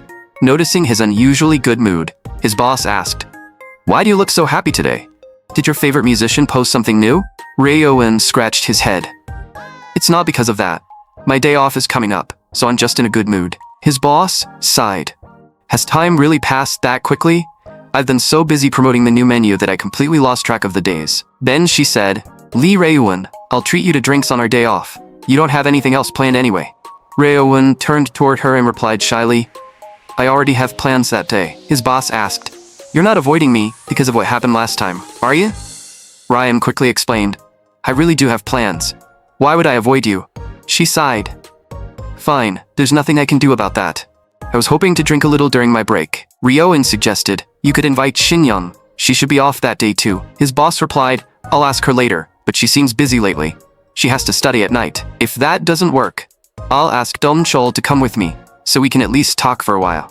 But most of my friends are married now, so I can't keep dragging them out to drink until late at night. Hearing that, Ryo-eun strangely began to feel guilty, even though none of it was his fault. Seeing his boss slumped over the counter in disappointment, he quickly changed the subject. Boss, I'll go take out the trash. Ryo-eun felt that his boss had become unusually lonely lately, even though she had never been like this before. But when he went outside, he unexpectedly ran into Han-a-rin again. It was already late, yet she was standing outside alone. A-rin noticed him too, and greeted him, but Ryo-eun had no desire to respond. He walked straight past her and said, "You can't smoke here. You might set the trash on fire." A-rin immediately put out her cigarette and quietly apologized. After throwing away the garbage, Ryo-eun kept his head down and started walking back toward the cafe. But A-rin suddenly rushed in front of him and blocked his path. Ryo-eun asked impatiently, "What are you doing? Move. Can't you see I'm working?" A-rin replied, "If you hate me that much, then push me aside and walk past me." Ryo-eun answered coldly, "You're seriously being ridiculous." Just then, he suddenly felt a sharp pain as she pulled his hair from behind. Ryo-eun immediately turned around and snapped, "What are you doing? Are you insane?" A-rin asked seriously, "Do you really hate me that much? I know I wronged you and hurt you in the past, but do you hate me so much that you can't even greet me normally? What do I have to do for you to forgive me? I honestly want us to be friends again. I'll do anything if you forgive me. You can even slap me." With that, A-rin leaned forward and offered him her cheek. Ryo-eun could not understand why she was behaving this way. They had not spoken in years, yet now she was suddenly refusing to leave him alone. A-rin even smiled at him as though nothing was wrong. Ryo-eun reminded himself that he could not let her drag him back into their old dynamic, so he immediately turned away. A-rin quietly said, "I didn't consider your feelings. As long as you're willing to greet me normally, I won't make jokes like this again." Ryo-eun turned back and snapped, "Didn't I already tell you? I'm still working." A-rin replied, "Fine, but you better acknowledge me next time." After returning to the cafe, Ryo-eun could not focus on his work. He simply could not understand why A-rin was suddenly acting this way. Still, some things were not so easy to forget completely. After all, she had once been the person who was always by his side. But why was he thinking about those memories again? It was incredibly frustrating. Right now, Ryo-eun only wanted to see Haein as soon as possible, talk about music with her, and joke around together.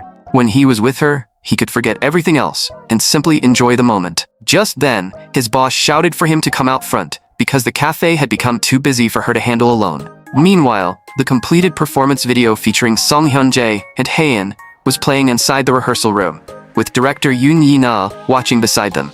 Yi-na asked, "What do you think of the video? Once I add the production credits, it'll be finished. If there's anything you want changed, I can fix it now." Hyun-jae thought the result already looked excellent and had no problem approving it as the final version. Yi-na said, "Then I'll add some blur around the faces, especially during endless afternoon scenes." Haein replied shyly, "The video looks incredibly cool." Yi-na nodded. "Then we'll finish it like this. I'll create the credits using the information you sent me."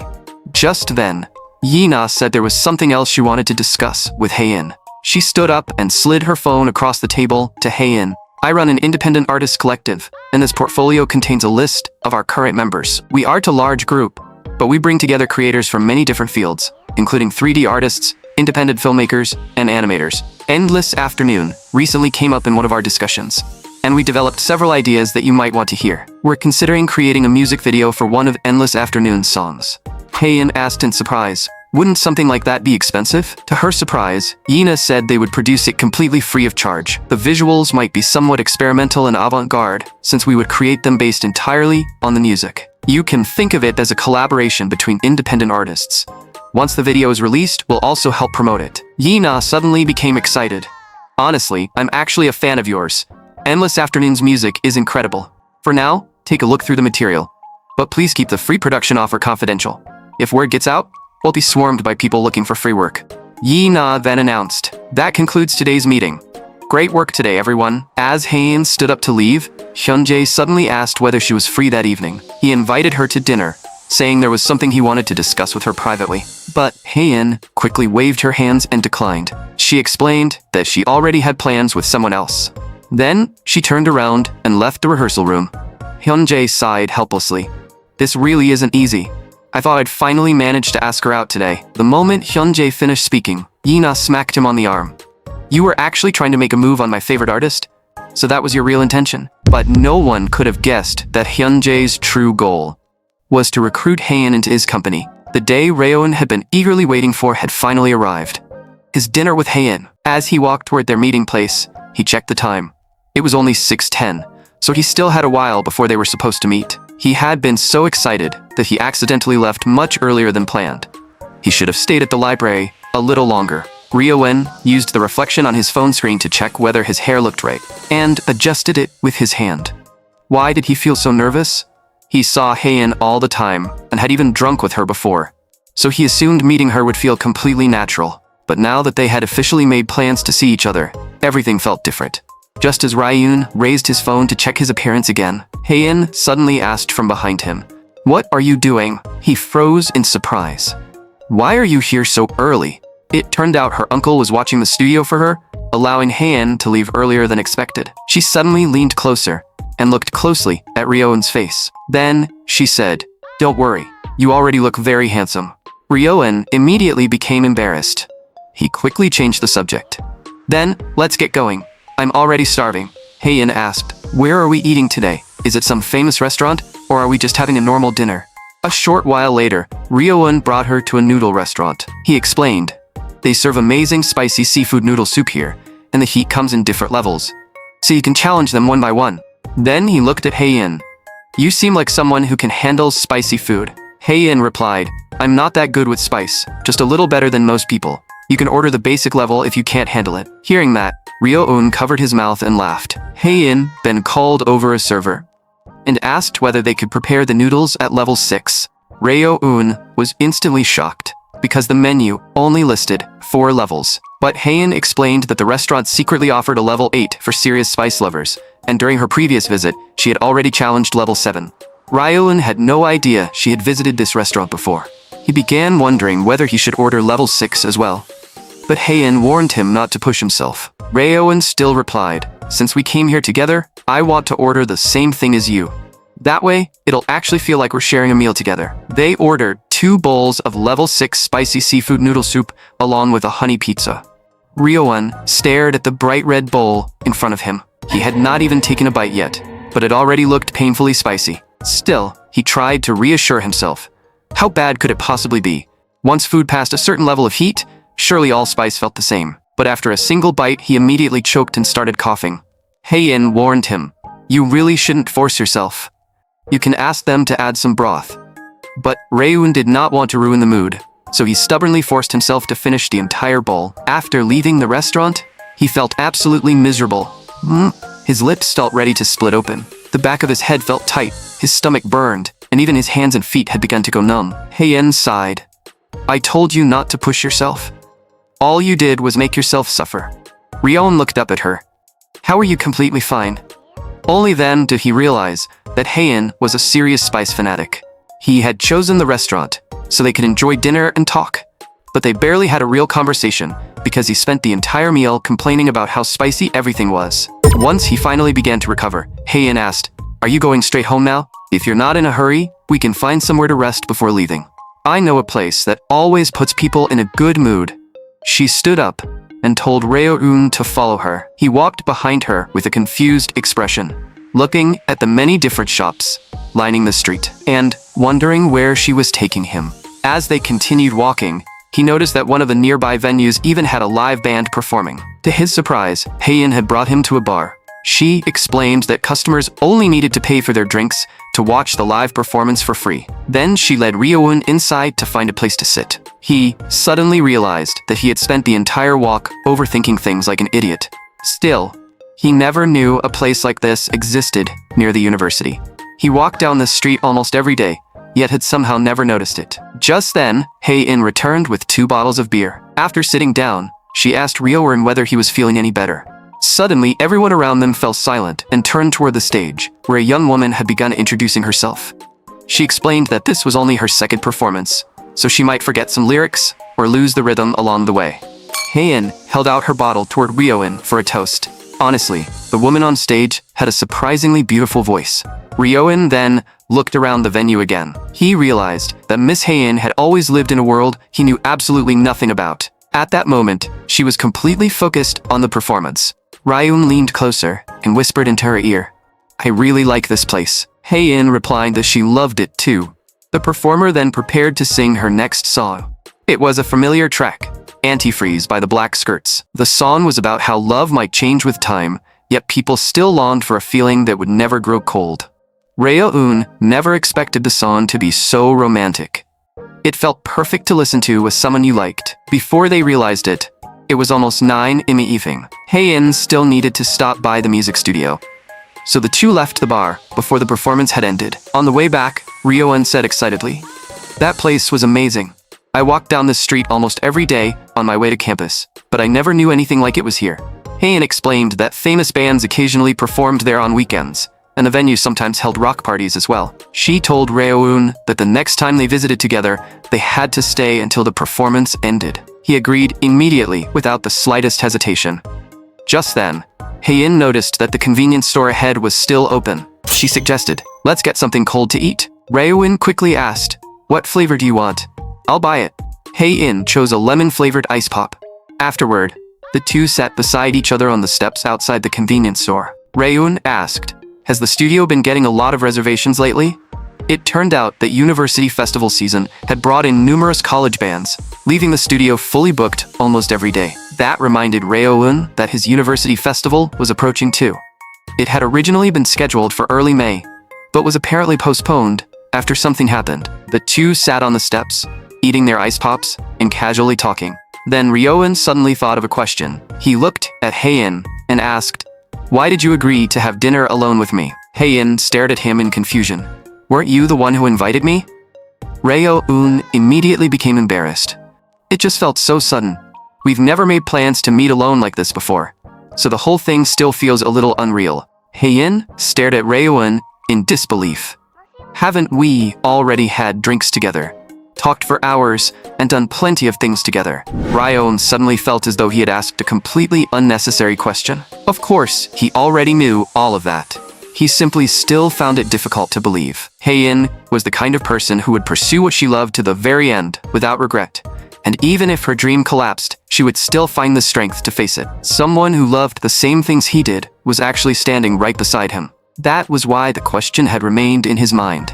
All he wanted was a clear answer. Haein then said, "This ice pop is really good. I've never tried this flavor before." She turned toward him. "It looks like we even have similar tastes in food. We both like spicy things too." Ryo-eun kept staring at her as the corners of his lips slowly lifted. In the middle of speaking, Haein suddenly froze. At that moment, their hands accidentally brushed against each other.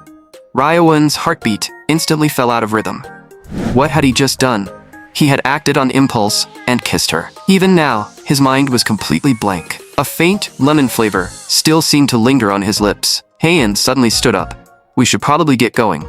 My next reservation will arrive soon, so I need to prepare at the studio." Ryo-eun hurriedly stood up as well. The street had already been quiet, but with neither of them speaking, the silence became even more intense. Ryo-eun noticed that Haein was walking much faster than before.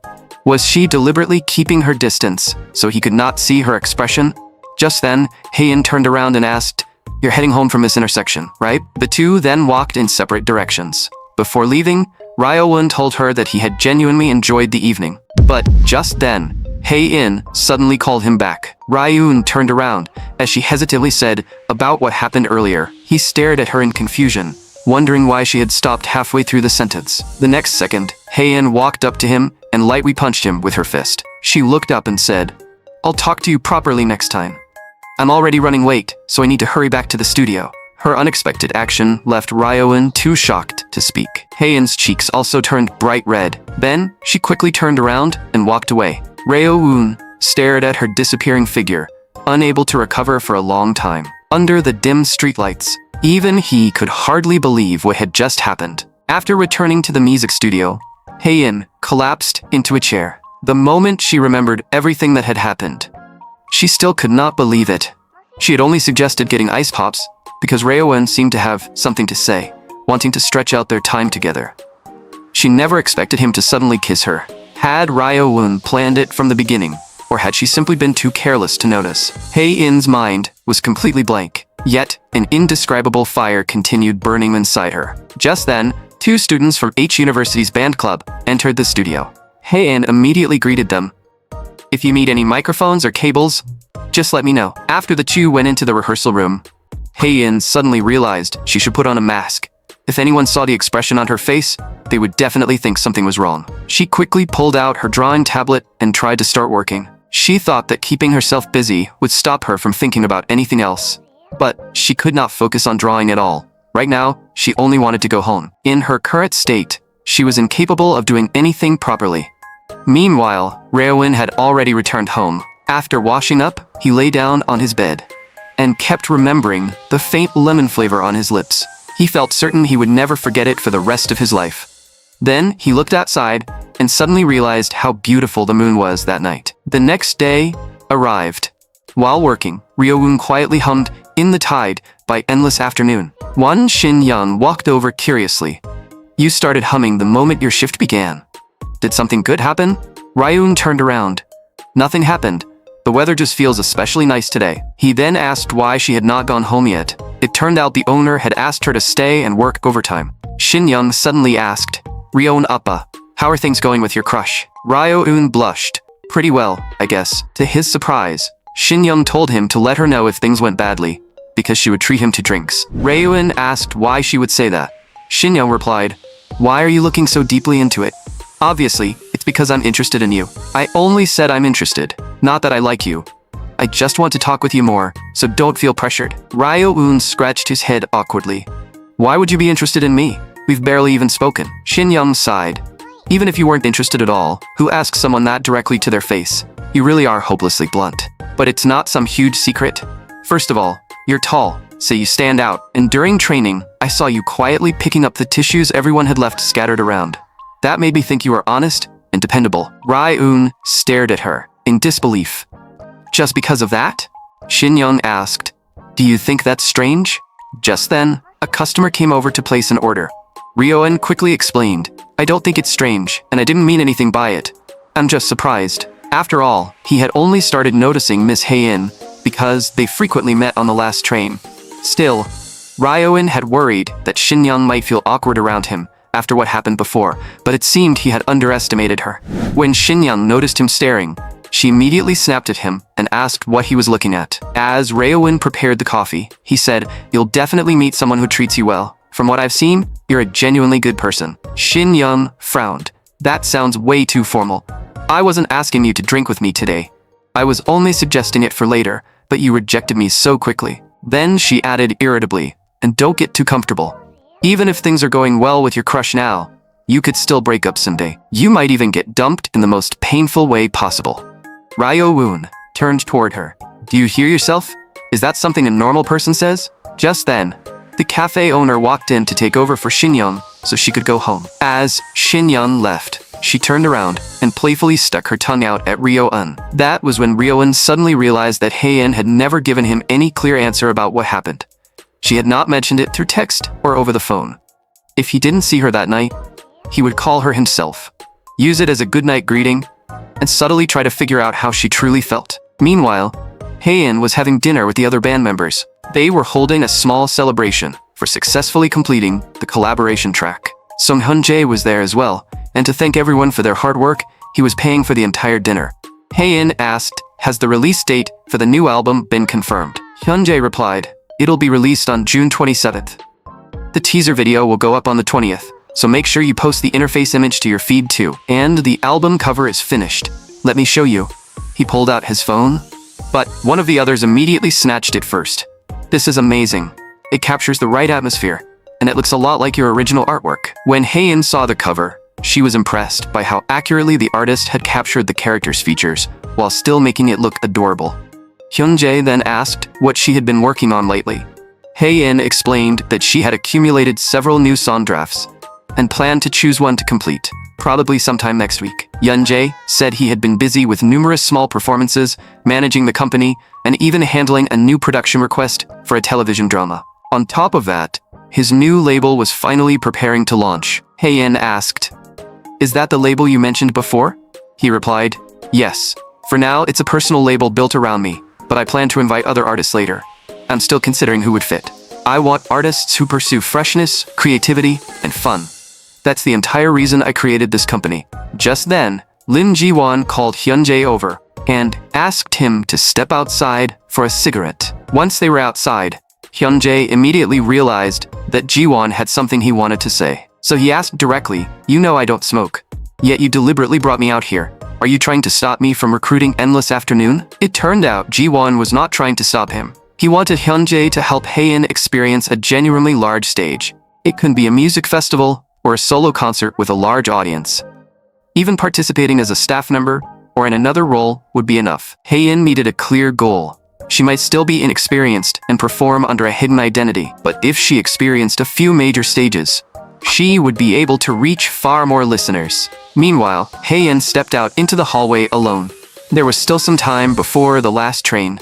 Yet, she suddenly had no idea what she should do next. Whenever she remembered what had happened the previous night, she had no idea how she was supposed to face Ryo-in at the subway station. She wanted to confess that she was Endless Afternoon, but she still did not know how to bring it up. After returning to the room, Hae-in disagreed with one of her bandmates, and the two began arguing intensely. Yoon Ju-young saw how serious the argument had become and wanted to step in, but Lim Ji-won stopped him. "Just leave them alone. Whenever those two drink, they turn every gathering into a music festival." Just then, Hae-in suddenly froze. She quickly asked, "What time is it?" Hyun-jae checked his phone. It's already 11:30. Hae-in realized that at this hour, she should probably start heading toward the subway station. Hyun-jae asked, "Are you worried about missing the last train?" "Don't be. I'll make sure everyone gets a taxi. So drink up, and don't worry. You can even stay until morning." Hae-in replied, "It's not really about the last train. There's someone I'm considering dating, so I don't want to go home too late." The group erupted in shock. "What? You have a boyfriend? When we offered to set you up, you said you didn't want to date. You liar." Hae-in protested. "When did I ever say I didn't want to date? I only said I didn't want to meet the guy you tried to set me up with. Besides, he isn't technically my boyfriend yet. I'm still conflicted about it." Hyun-jae asked in confusion, "What is there to be conflicted about? Is there something wrong with him?" Hae-in quickly waved her hands. "There's nothing wrong with him. He's a good person, and he always knows exactly what to say. The problem is me." One of the others immediately joked, "Your hidden violent tendencies are definitely the biggest problem." It turned out Hae-in's real concern was that she had been hiding her identity as Endless Afternoon. Hyun-jae did not see the problem. Plenty of musicians date their fans. But when Hae-in admitted that she had deliberately kept the truth from Ryo-un, everyone at the table was stunned. Hyun-jae believed she could solve everything by simply telling him that she was Endless Afternoon. But Hae-in did not want to do that, and her reason was surprisingly simple. She loved the honest, unfiltered way Ryo-un reacted whenever he talked about Endless Afternoon. He always said exactly what he felt, and Hae-in had never met anyone who spoke about Endless Afternoon with such genuine passion. Whenever Hae-in saw how sincerely Ryo-un loved Endless Afternoon, she felt inspired to create even better music. But if he discovered that she was Endless Afternoon, he might never speak honestly about her songs again. Her identity might force him to hide his true feelings whenever he was around her. Even if he stopped liking Endless Afternoon someday, he would probably hide the truth and simply smile. That was why Hae-in had no idea what to do. Yet if they continued seeing each other, she felt that she would eventually have to confess that she was Endless Afternoon. Just then, Hyun-jae suddenly said, "No." Everyone immediately turned toward him in surprise. Jung-jae explained, "When it comes to dating, your own feelings are what matter most. If telling him makes you uncomfortable, you don't have to force yourself. Being in a relationship doesn't mean revealing every detail about yourself. After coming here, I briefly dated someone too, but I never told her everything about myself. I never explained everything I experienced as an immigrant, my family situation, or why I returned here. I genuinely liked her, and that was exactly why I didn't want her to see my vulnerable side. And I don't believe that made me selfish. Sometimes you hide painful parts of yourself because you treasure the relationship and don't want to damage it. In the end, you need to decide for yourself what you want to do. Take your time. This isn't something you can solve by rushing, and you don't absolutely have to meet him tonight." Hae-in raised her glass and quietly said, "I'll think about it more carefully." Meanwhile, Ryo-un finally finished his shift. He walked toward the subway station while reading a notification that had just arrived on his phone. All of his summer internship applications had passed the document screening stage, but it was still too early to celebrate. Passing the initial review was only the beginning. Reo-in suddenly remembered that he needed a suit for the interviews. Buying one would be expensive, so should he rent one instead? Then again, buying a cheaper suit might be more practical since he could wear it to every future interview. Just then, he found the first photo he had taken with Hae-in and wondered whether he would see her that night. If she did not appear again, he would contact her first. After all, he had been the one to kiss her. Simply waiting for her response without doing anything would be completely irresponsible. The subway station was completely empty. Why had Hae-in still not arrived this late? Could this be her way of rejecting him? Reo-won immediately stopped himself from overthinking. He had already decided that if she did not appear, he would contact her. He could regret it after hearing the clear answer. Besides, Hae-in struggled to express herself, so she probably would not reject him by simply disappearing. Just then, he heard a loud commotion behind him. Reo-in quickly turned around and finally saw Hae-in approaching. He immediately greeted her. "Are you only getting off work now?" But to Reo-in's surprise, a man walking beside her suddenly stepped forward and stared directly at him. The man asked fiercely, "Are you Lee Reo-in? So you're the jerk who's been bullying our Hae-in?"